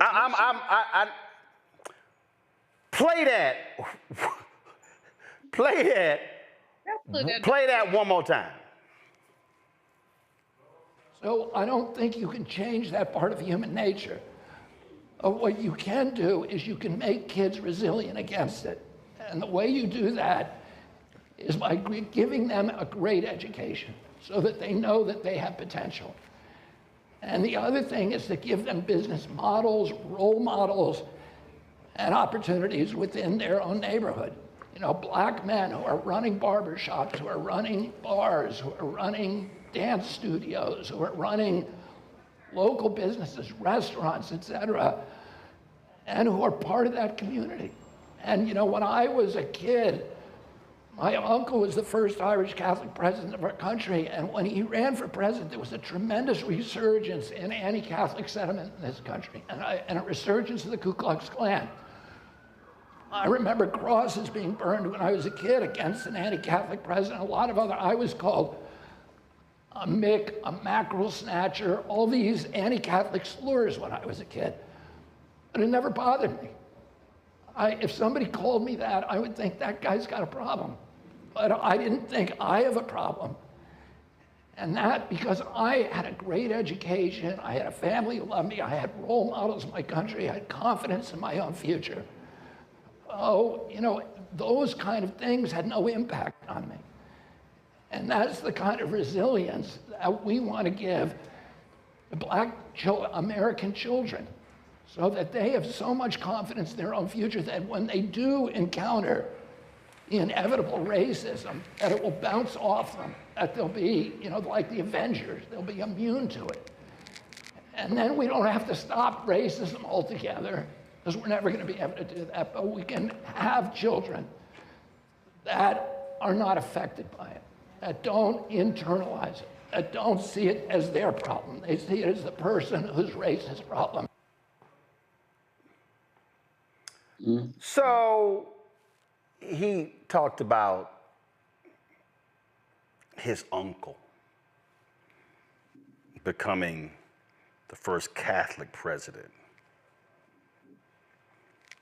Go to my iPad. Robert Kennedy's grandfather was Ambassador Joseph P. Kennedy Sr. Read this. By 1935, Joseph P. Kennedy had his wealth increased to 100. This is by 1935. His wealth had increased to $180 million, equivalent to $4 billion in 2023. He also acquired enough capital to establish million-dollar trust funds for each of his 9 children that guaranteed lifelong financial independence. That's one story. Here is, this is from history.com. And it talked about how Joseph Kennedy amassed his wealth. First of all, he was a bootlegger with the mafia, had his money in other things. You just walked right past camera. I got you. So go ahead. All right, I'm just going through here, y'all. Look at this right here. Kennedy sold his liquor franchise a decade later. He walked away with $8.2 million, more than $100 million in today's dollars. All right, let me just keep going on here. I'm just going on while I'm sitting here looking at how he made his money. So that's how Kennedy made his money. Do y'all know what this is? This right here, y'all, is the Kennedy compound in Hyannisport, Massachusetts. This is the compound. This is where the Kennedy family traveled. This is where they played football. Y'all know there were no crosses being burned at the Kennedy family compound. None of those things were actually happening there.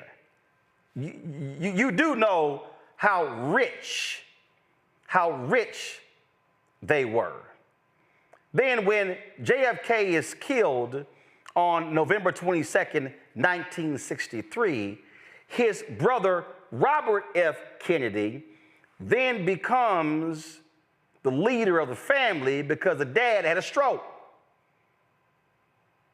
See, the thing was passed down. So it was Ambassador Kennedy, eldest son had gotten killed, had died before. Then it was JFK. Then it was RFK. And then after RFK was killed in June 1968, Teddy, the youngest boy, y'all do realize the girls couldn't control the family wealth. Mm-hmm. It went down to Ted. And then for Ted, it was Ted and it was the grandsons. That's how the wealth was controlled. And so here you got this white man who took heroin in college, standing before a group of black people, telling them that, oh, we should just raise them to be like the Avengers. Just shake the racism off. Just that they need to be able to just, be resilient. You can't show me a Kennedy who could have withstood the racism and the bigotry that any regular, ordinary black person had to endure and still survived. Show me the litany of black people who were maids, janitors, who washed and cooked white folks' houses and children, yet were able to send their kids to college to have a life. There is no white man in America who should ever tell anybody black what resilience looks like. You can't show me.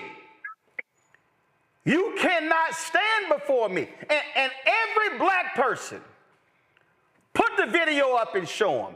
Every black person who was sitting there listening to Robert F. Kennedy, if they didn't cuss his monkey ass out, shame on all they sorry asses. Because there's no way I would be silent and have some white man or white woman tell me that the way we need to be able to raise black kids is to have mentors and role models, and if they could be just, to be resilient, they can just shake off the haters, shake off the racism, and like be Avengers. Really? Robert Kennedy Jr. could walk into a bank and he doesn't need to have a business plan. In fact, Robert Kennedy Jr. doesn't even have to walk into a bank. His family can self-fund it. Robert Kennedy Jr. can run around with his anti-vaccine conspiracies and travel the country with all of his nonsense because he's the beneficiary of a trust fund that was paid for by his bootlegging grandfather. And so we are supposed to sit here and accept that kind of bullshit? Woo. We're supposed to sit here and tolerate this ignoramus trying to tell black people, folk who are the descendants of people of African descent, who were kidnapped and taken from Senegal, from Ghana, from Sierra Leone, and other African nations, and transported across the Atlantic and dropped off in Brazil, in Jamaica, in Haiti, in the Dominican Republic, all across the Caribbean before arriving here. The millions that died in the transport, and then those that came here and were savagely beaten and treated and shamed and degraded. Black women who had babies cut out of their womb. Black men who had their penises cut off. Do we need to describe what white folks did in America to the body of Nat Turner, where his entire body was mutilated and held up like a trophy? Do we need to talk about 300 black people dying in Tulsa in 1921? Do we need to talk about the Red Summer of 1919? Do we need to talk about the savage brutality in Wilmington, North Carolina? Should we talk about the constant bombings and beatings and lynchings that took place? Should we talk about the group of black soldiers who killed white folks in Houston for how they were being treated? We can go on and on and on and on and talk about Rosewood. We can go all across this country. And this son of a bitch has the audacity, the unmitigated gall to sit in front of a group of black people and explain to them how in the hell we should equip our boys and girls to be resilient. Real simple, Robert Kennedy. Fuck you. Woo. How dare you stand there and say that to black people? Because there's no more resilient group of people in this country than people of African descent. No group in the history of the United States has been degraded, maligned, beaten, killed, torn asunder, abused mentally, abused physically, abused spiritually. Our men, our women, education, economics, health, yet we are still here. Yet we are still standing. And you somehow want to stand there in all your whiteness, in all of your privilege, in all of your riches, to tell black people how we need to put an armor on our kids in order for them to be resilient. See, the problem, Robert F. Kennedy Jr., is not black folk being called nigger. The problem is not black boys and girls being called coons. The problem, Robert F. Kennedy, is not black boys and girls being called porch monkeys, lawn jockeys. The problem is when they smile in our face and say loan denied.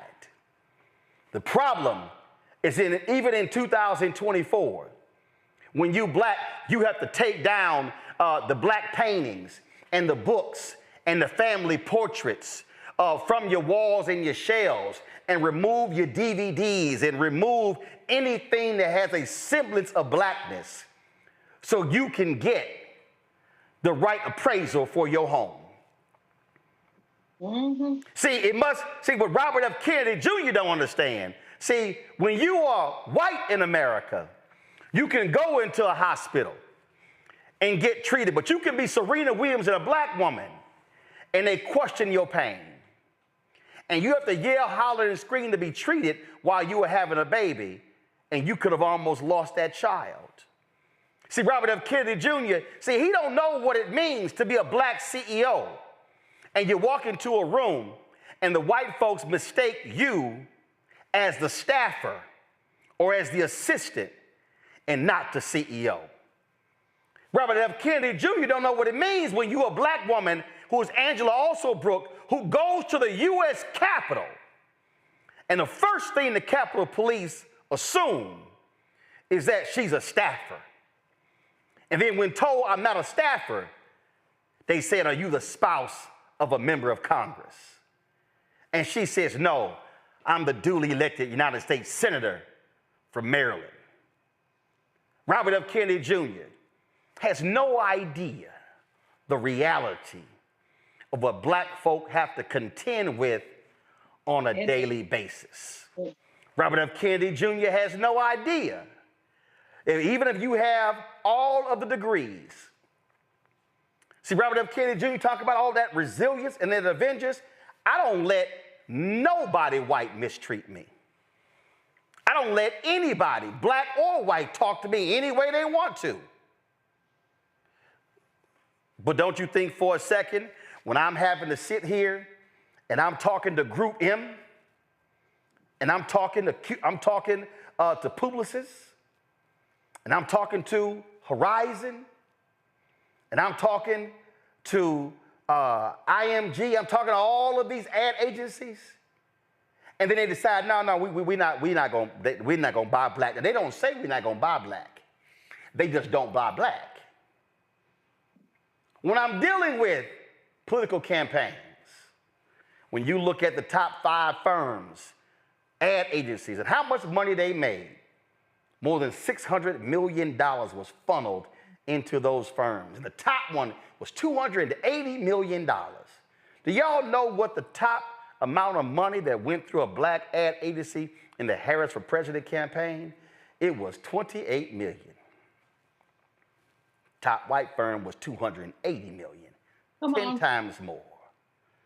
See, I can go on and on and on. See, Robert F. Kennedy Jr. has no idea that you can be black and well educated, and you can be armed with the Spirit of God on you. That's Ephesians, Robert F. Kennedy Jr. You can talk about that coat of armor, that spiritual coat. You can have all of that, and you still are going to deal with the indignities of race. Remember when Oprah Winfrey was over there in Paris and tried to go into that jewelry store and they wouldn't hit the buzzer? You want to show me or tell me when John H. Johnson Johnson Publishing Company, got stopped by the cops in Chicago for driving his Rolls Royce. How do we know about racial profiling, Robert F. Kennedy Jr.? Oh, poor black people had been stopped by the cops for a long time. But it was middle class and upper middle class black people driving their Jaguars and Mercedes and BMWs on the New Jersey Turnpike who went public and told people about the reality of driving while black.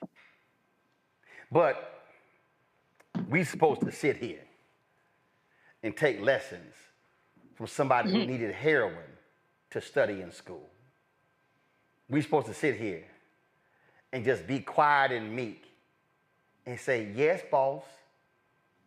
Yeah, boss, please tell us how us good black people, how we need to act and behave in order to go forward. Please, boss, can you tell us how we need to equip our youngins for them to be able to survive in America? Oh, by all means, boss, can you please just give us a little of your wisdom? Because we really don't know. We black folk, we don't know what it means to be resilient. And I'm so glad that Robert F. Kennedy Jr. came by these parts to educate us black folk on how we need to equip our kids to be resilient. So y'all, let's all just together, just give Robert F. Kennedy Jr.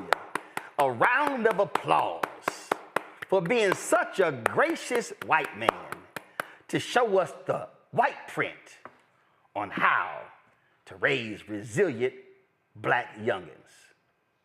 Future generations will look on this day and say, praise the Lord, that God done sent Robert F. Kennedy Jr. our way to avoid vaccine shots, sent him our way to tell our black kids, if you want to go to the highest of your graduating class, take some heroin and things will be well in school. We're going to look on this day 50 to 100 years later, and we're going to say in the year 2124, how is it that black people just started soaring in America? And we're going to be able to say it was because of that wonderful white man, Robert F. Kennedy Jr., who came by to give us a little talk and to show us peons, black folk, how to get ahead in America. Thank you, boss Robert F. Kennedy Jr. I sure appreciate it. Do you want to put your feet now on my stomach in order for you to heal your sickness and to fix the brain worm in your head? Let me just go call my nieces and my nephews and bring them along, boss, so they can lay on the floor and make you feel at home. Get the fuck out of here. I'll be back. Whew, that part.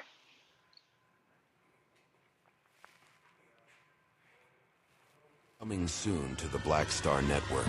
I had been trying to get a record deal for a long time. You know, when I finally got signed to the Motown record label in 2003, I was 34, 35 years old. And up until that time, I had been trying to get record deals the traditional way. You know, you record your demo, you record your music, and you send it, you know, to the record labels, or maybe somebody, a friend of a friend, knows somebody that works for, you know, the record label. And really, chemistry was, that was my last-ditch effort at being in the music business. How long have you been trying? I've been trying since I was a teenager. Wow. You know? And you know, and I'm grateful that it didn't. I'm grateful that it happened when it happened, because I wasn't prepared, you know, as a teenager to embrace all that comes with a career in the music industry.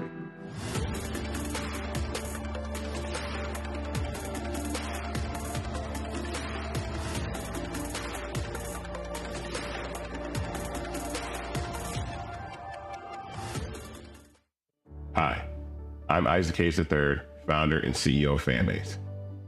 Fanbase is a free to download, free to use, next generation social media platform that allows anyone to have followers and subscribers on the same page. Fanbase was built through investment dollars from equity crowdfunding from the Jobs Act. People just like you help build Fanbase.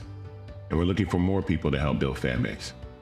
We are currently raising $17 million in a Regulation A crowdfund on Start Engine. We've already crossed $2.1 million, but we're looking to raise more capital from people just like you that deserve the opportunity to invest in early stage startups without having to be accredited investors. So right now, I'd like you to go to startengine.com/fanbase and invest. The minimum to invest is $399. That gets you 60 shares of stock in Fanbase right now, today. And then use Fanbase to connect with friends, grow your audience, and be you without limits.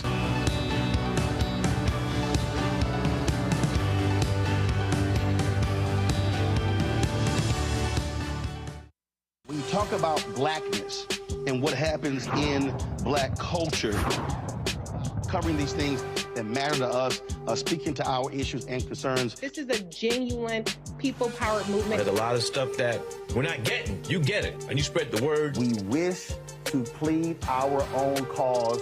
Too long have others spoken for us. We cannot tell our own story if we can't pay for it. This is about covering us. Invest in black-owned media. Your dollars matter. We don't have to keep asking them to cover our stuff. So please support us in what we do, folks. We want to hit 2,000 people, $50 this month, raise $100,000. We're behind 100,000, so we want to hit that. Your money makes this possible. Checks and money orders go to P.O. Box 57196, Washington, D.C. 20037-0196. PayPal is R Martin Unfiltered.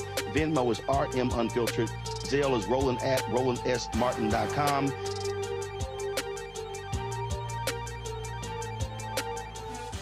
What's good, y'all? This is Doug E. Fresh, and you're watching my brother Roland Martin Unfiltered as we go a little something like this. Hit it. It's real.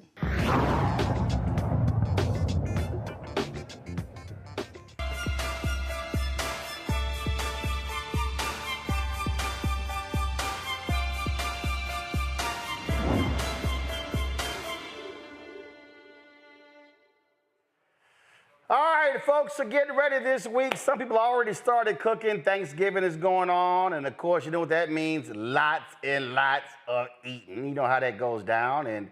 But it also means that folk going to get a little carried away. So then you go, of course, you got Christmas after that. So really the next 30 days is always crazy.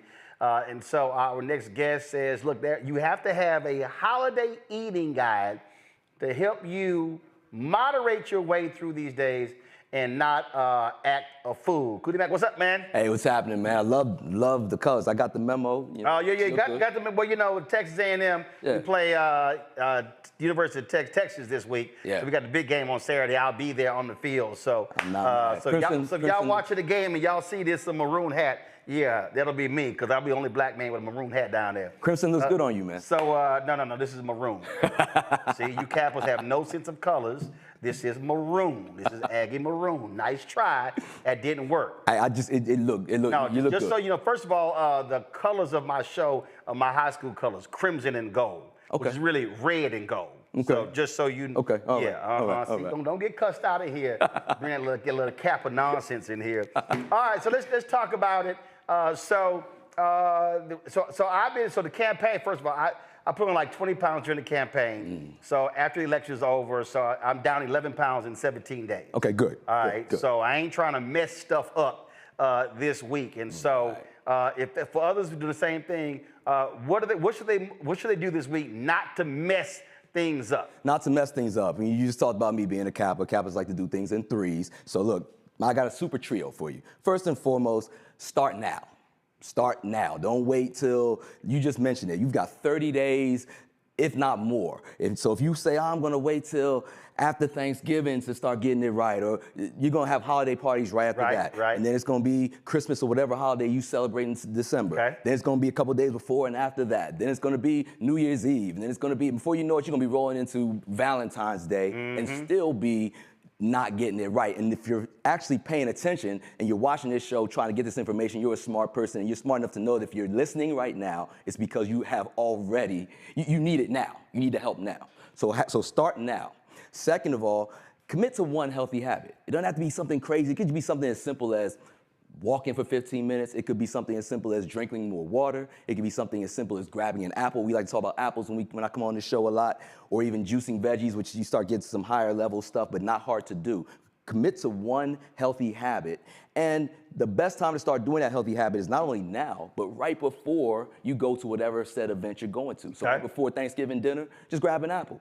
It won't spoil. A lot of times we like to starve and just hold off on eating all day. Don't do that. Eat something healthy in the morning. Eat something healthy in the afternoon. So that particular point, because you're right. What happened? Somebody actually posted a meme I saw last week.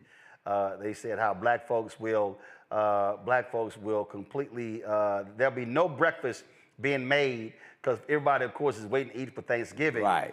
And so what you're saying is like, no, have a small meal so that way you're not gorging once it's time for Thanksgiving dinner. Because when you do something healthy right before, let's just say 15, 20, even 30, 40 minutes before your event, you've already prepared your mind. Your mind has a pattern that's like, okay, this is what we're doing. If you take a 15-minute jog before you take your shower, before you go to dinner, Thanksgiving dinner that is, then your body's already prepped and you already have put you're investing something into you being healthy. So when you approach Thanksgiving dinner, you can approach it with a little more sense. So let's just talk about it from a fitness standpoint. So let's say folks will eat, let's say in the afternoon versus in the evening, okay? So are you saying, hey, go for a mile walk, go for a 2-mile walk, that way you'll get in, 3,000 or 4,000 or 5,000 steps before the dinner. So basically whatever you eat, you've already sort of banked some stuff? It's just putting yourself in a rhythm so that when that aberration happens, your body recognizes it as an aberration, as opposed to you holding off, starving, blowing it, and then going through the mental gymnastics. Because I mean, as a fitness. And also, you starving, you ain't. Some people say, no, I'm fasting. No, not at all. Not at all. You're not fasting at all. Starvation and fasting, two completely different things. Okay. Like I said, as a 52-year-old man, one thing I learned ever so preciously, ever so often, ever more is that, man, we ain't got time to waste. So stop putting stuff off. Get it done now. Get it done now. And then last but not least, the third thing I would say is have a game plan. Have a game plan. If you know that, grandma's got the banging sweet potato pie, okay, you're gonna do a slice of that. Like I already know, first of all, my mom has a pineapple cream cheese cake that is ridiculous. Lord have mercy. In fact, and normally the way it works is, so she has to make two. right. No, she has to make two. So she makes one for them and there's one for me. It's like, and they can't touch mine. So I already know what's gonna happen. And mama, don't trip. Don't act like you getting out of that this year. Let's just be real clear. So again, if you know that's gonna happen, it's like, all right, come Friday, look, you need to move your body. Have a game plan. What am I going to do going into it? Like I said, and again, it doesn't have to be a lot. The 5-10 minutes you're going to spend before, and then what you're going to do after, and what's going to be your lifestyle moving forward. Because investing in your lifestyle now is going to help you in general. You don't want to be sitting there trying to bank it and then go through the ups and downs of trying to figure it out. Just start a lifestyle. So this is an aberration and not something that's just a landing point of negativity. You also, of course, people are going to be drinking sweet tea. They're going to be drinking all kind of stuff like that. And so let's talk about consumption of water. Yeah. So water is a really great way to dilute whatever it is that your beverages of choice are. I'm not really a drinker, but at the same time, I do like, some cider, some juice. Those have a lot of sugar in them. Go 1 for 1. Drink some water the first serving. The next serving, have a little bit of apple cider. Next serving, go back to the water. Next serving, go back to the apple cider. Go 1 for 1. If it's a cocktail, drink some water, then drink the cocktail. And then again, this is for special occasions. This is not, once the special occasion is over, again, find that healthy habit that you're committing to and start to employ it. Do y'all have the photo of Cootie Mac's building a balanced plate? If y'all have it, show it, please. And so, of course, how folk put together their plates is always, it's going to be turkey, it's going to be stuffing, it's going to be cranberry, it's going to be all this sort of stuff like that. But you advocate having a balanced plate. For sure. I'm not about depravity. I don't like approaching things from that standpoint because it's not sustainable. What I do like when it comes to special occasions is set your plate up so that it has the ratios that work in your favor so they work the least against you. So what I would suggest doing is if you had your plate, think of it as a pie chart. Now, first of all, I'm eating gumbo. Okay. So I know what I'm eating. So Okay. it's going to be seafood gumbo. Everybody know I'm eating gumbo Thursday, Friday, Saturday, Sunday. Okay, so if that's the case. So I already know it's going to be rice, it's going to be gumbo. Okay, so make that a quarter of your consumption. Okay? All right. You'll still get a chance to enjoy it. Whatever the raw options are in terms of fruits and vegetables, the easiest way is salad, but if there's like a veggie tray or a fruit tray, make that 50% of your consumption. Okay. Then make the cooked vegetables 25% of your consumption. So 50% raw, 25% cooked veggies, 25% whatever it is you want. If it's So I got it. So I have one of the portable blenders. So you saying I should bring that with me and then throw some fruit in there and then throw like some mixed green in there. That's gonna be my veggies and fruit. If you were gonna do that before you go. Like make that smoothie, take that on your way in. But when you get there, whatever fruit. Or a protein shake on the way in? I'm not a huge fan of protein shakes. Why? Because a lot of times they have added ingredients in there that you don't need. Like what? Sugar. Okay. Sugar. And so, and most of the stuff, you can make a protein shake from whole food items. You know, berries, Greek yogurt, nuts and seeds. Got it. And then coconut water, and you're good to go. Okay. All natural. But again, set up your plate like a ratio. It'll be 50% of that plate, fruit and veggies, raw. 25% cooked veggies, so the greens, the green beans, the Brussels sprouts, whatever that is, whatever you choose, and then 25% whatever you want it to be. You know, I'm not telling you, you want mac and cheese, you can have it. You want some sweet potatoes, you can have it. You want some turkey, just make it a quarter of your consumption, and that's for every serving. So if you do seconds, do the same ratio. Got it. All right. So I should have that. I should have the side of vegetables with the gumbo bowl because that. Yes. Because everybody know. I know what they know in advance what I'm gonna do. And that's how it should be. All right, questions from our panelists. See here, Jade, you're first. Oh, I have a question. So regarding, I guess, working out and probably eating, I know a lot of people deal with seasonal affective disorder, including me. How does that look? Because around the winter times or the holiday seasons is when I eat a lot less and don't really have a lot of energy to work out. So what do you suggest then? You eat less around the holidays? Yeah, because if I don't feel well, I don't eat at all. I can go like 2-3 days without eating. Okay, so y'all got real cooks in your family? You need to like swing by. You need to swing by the people like I got real cooks in our family. You need to come hang out with us. I need to. My family to Hollywood now over there in Bel Air, so you know they don't. Oh really hell no! You need to come to Houston where we got real shit. Look, if you ain't eating for 2 or 3 days, y'all can't cook. I'm just letting. I mean, your parents might be watching, but yeah, y'all bougie as hell. If you going 2-3 days, you ain't eating.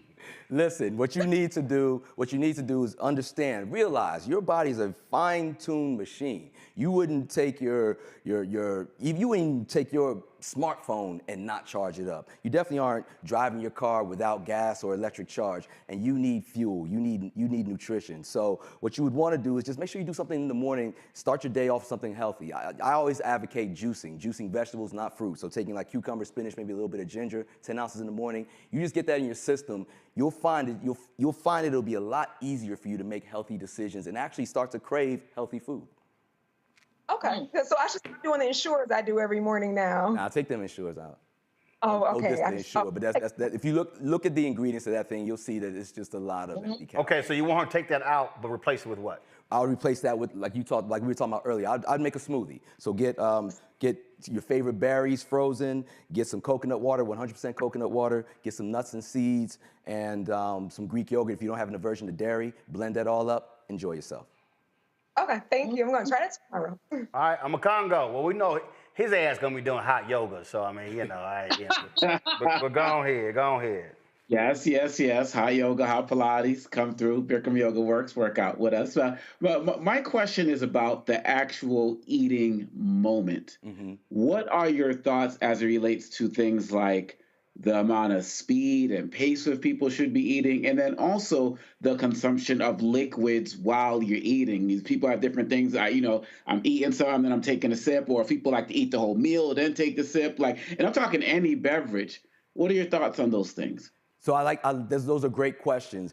I'll be honest, I like to make it as easy as possible. I don't want it to be like, okay, 3 ounces of eating, 2 ounces of beverages. However, when it comes down to the actual eating moment, you are making a great observation and a great point. What you want to make sure is that if you find yourself eating compulsively, you're already off program. If you find yourself like, I don't want to eat no more, but you keep getting another spoon, or you're just shoving it in your mouth without even thinking about what you're eating, that's when it's time to just take an assessment and stop and take a break. The best way to be able to tell that, the best way to be able to turn on that off switch when you've had enough is to do what I said earlier, which is invest in doing something healthy before your meal. Eating an apple before you go to Thanksgiving dinner will now have you eating more sensibly while you're at Thanksgiving dinner. Got it? All right, Julian.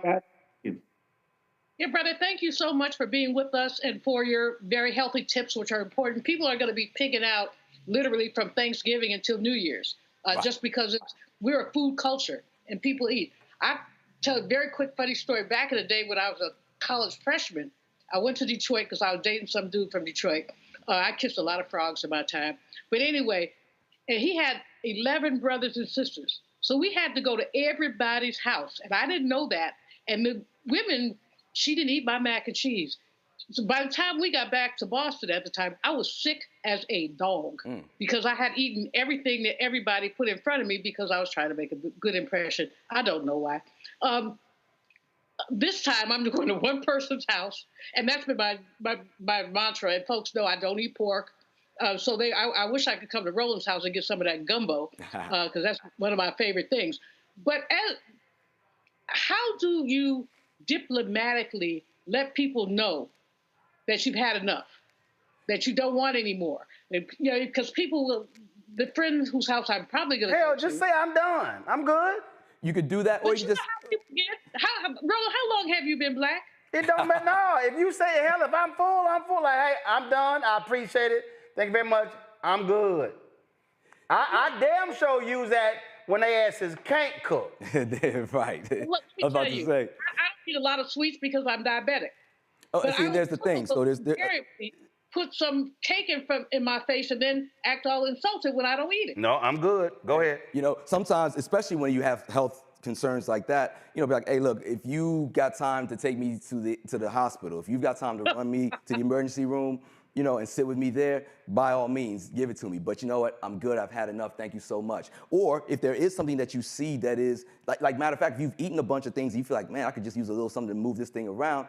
If they have a veggie option, they have a fruit option that appeals to you, just ask for some of that. Be like, you know what? I'm good on that. But you know, if you can give me some of those strawberries, I'll definitely appreciate it.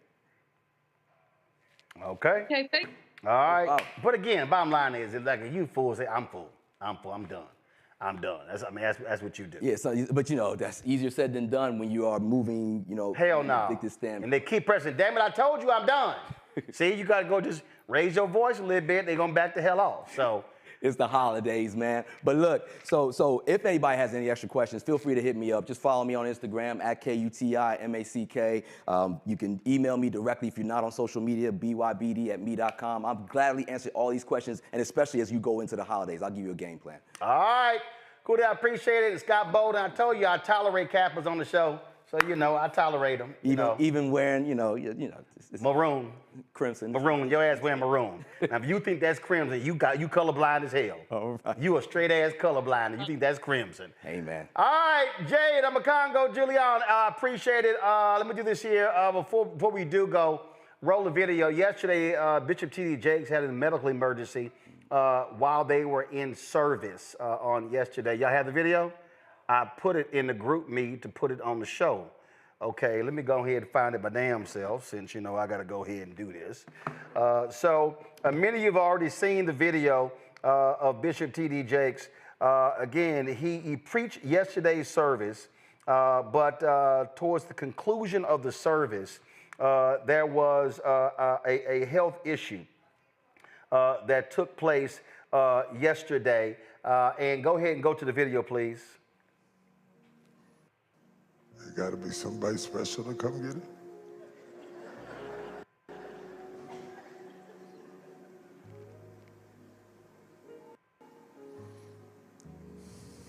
PMT serve the people of God.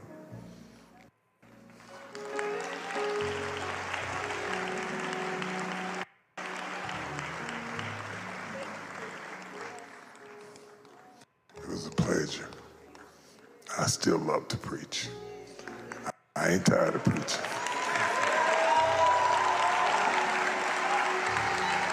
I miss you. I miss you. Have you ever gone to the hospital to visit somebody and you thought you was going to encourage them and they encourage you?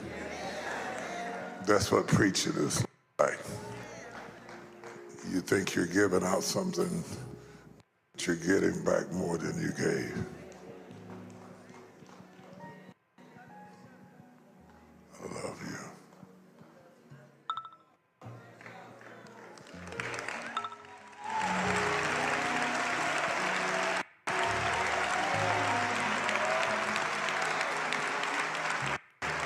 Now, Lord, let the words of my mouth and the meditations of my heart be acceptable in thy sight. O Lord, my strength, my Redeemer. Let them go in peace.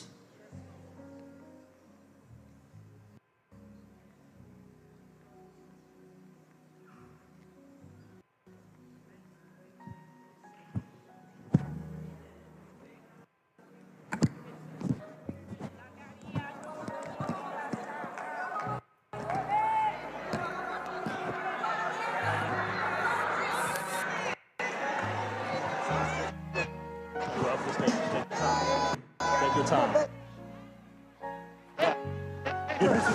Back up.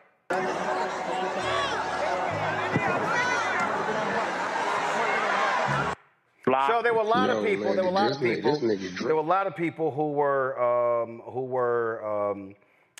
putting all sort of speculation out in social media, stroke, heart attack, all those things. The Potter's House did release a statement. They have not stated what exactly happened, the medical condition. He did go to the hospital. Bishop Jakes has been in the hospital overnight. He's in stable condition. And again, his daughter and son-in-law also put a statement out. This is the statement from the Potter's House.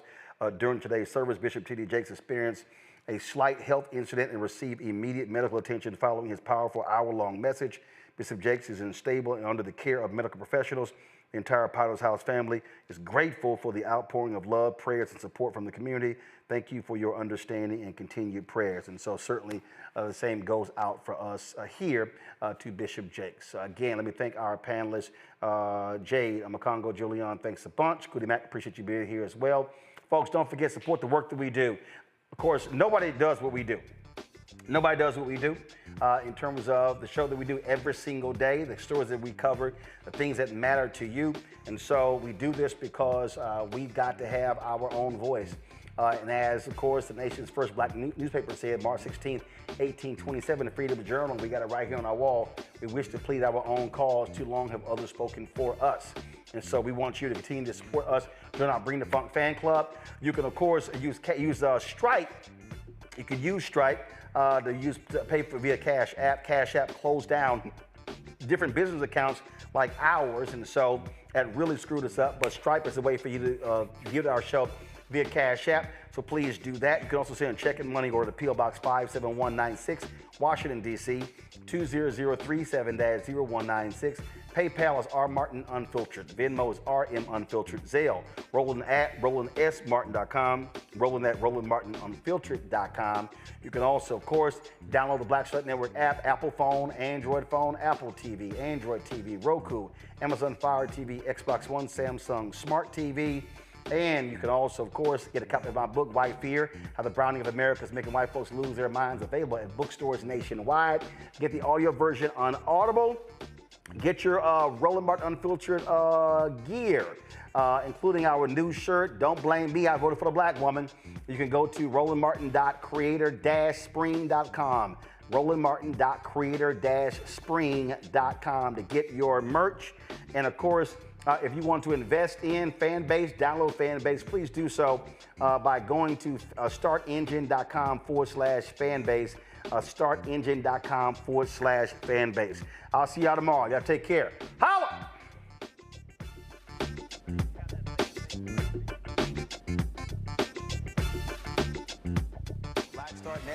is here. Oh, no punch!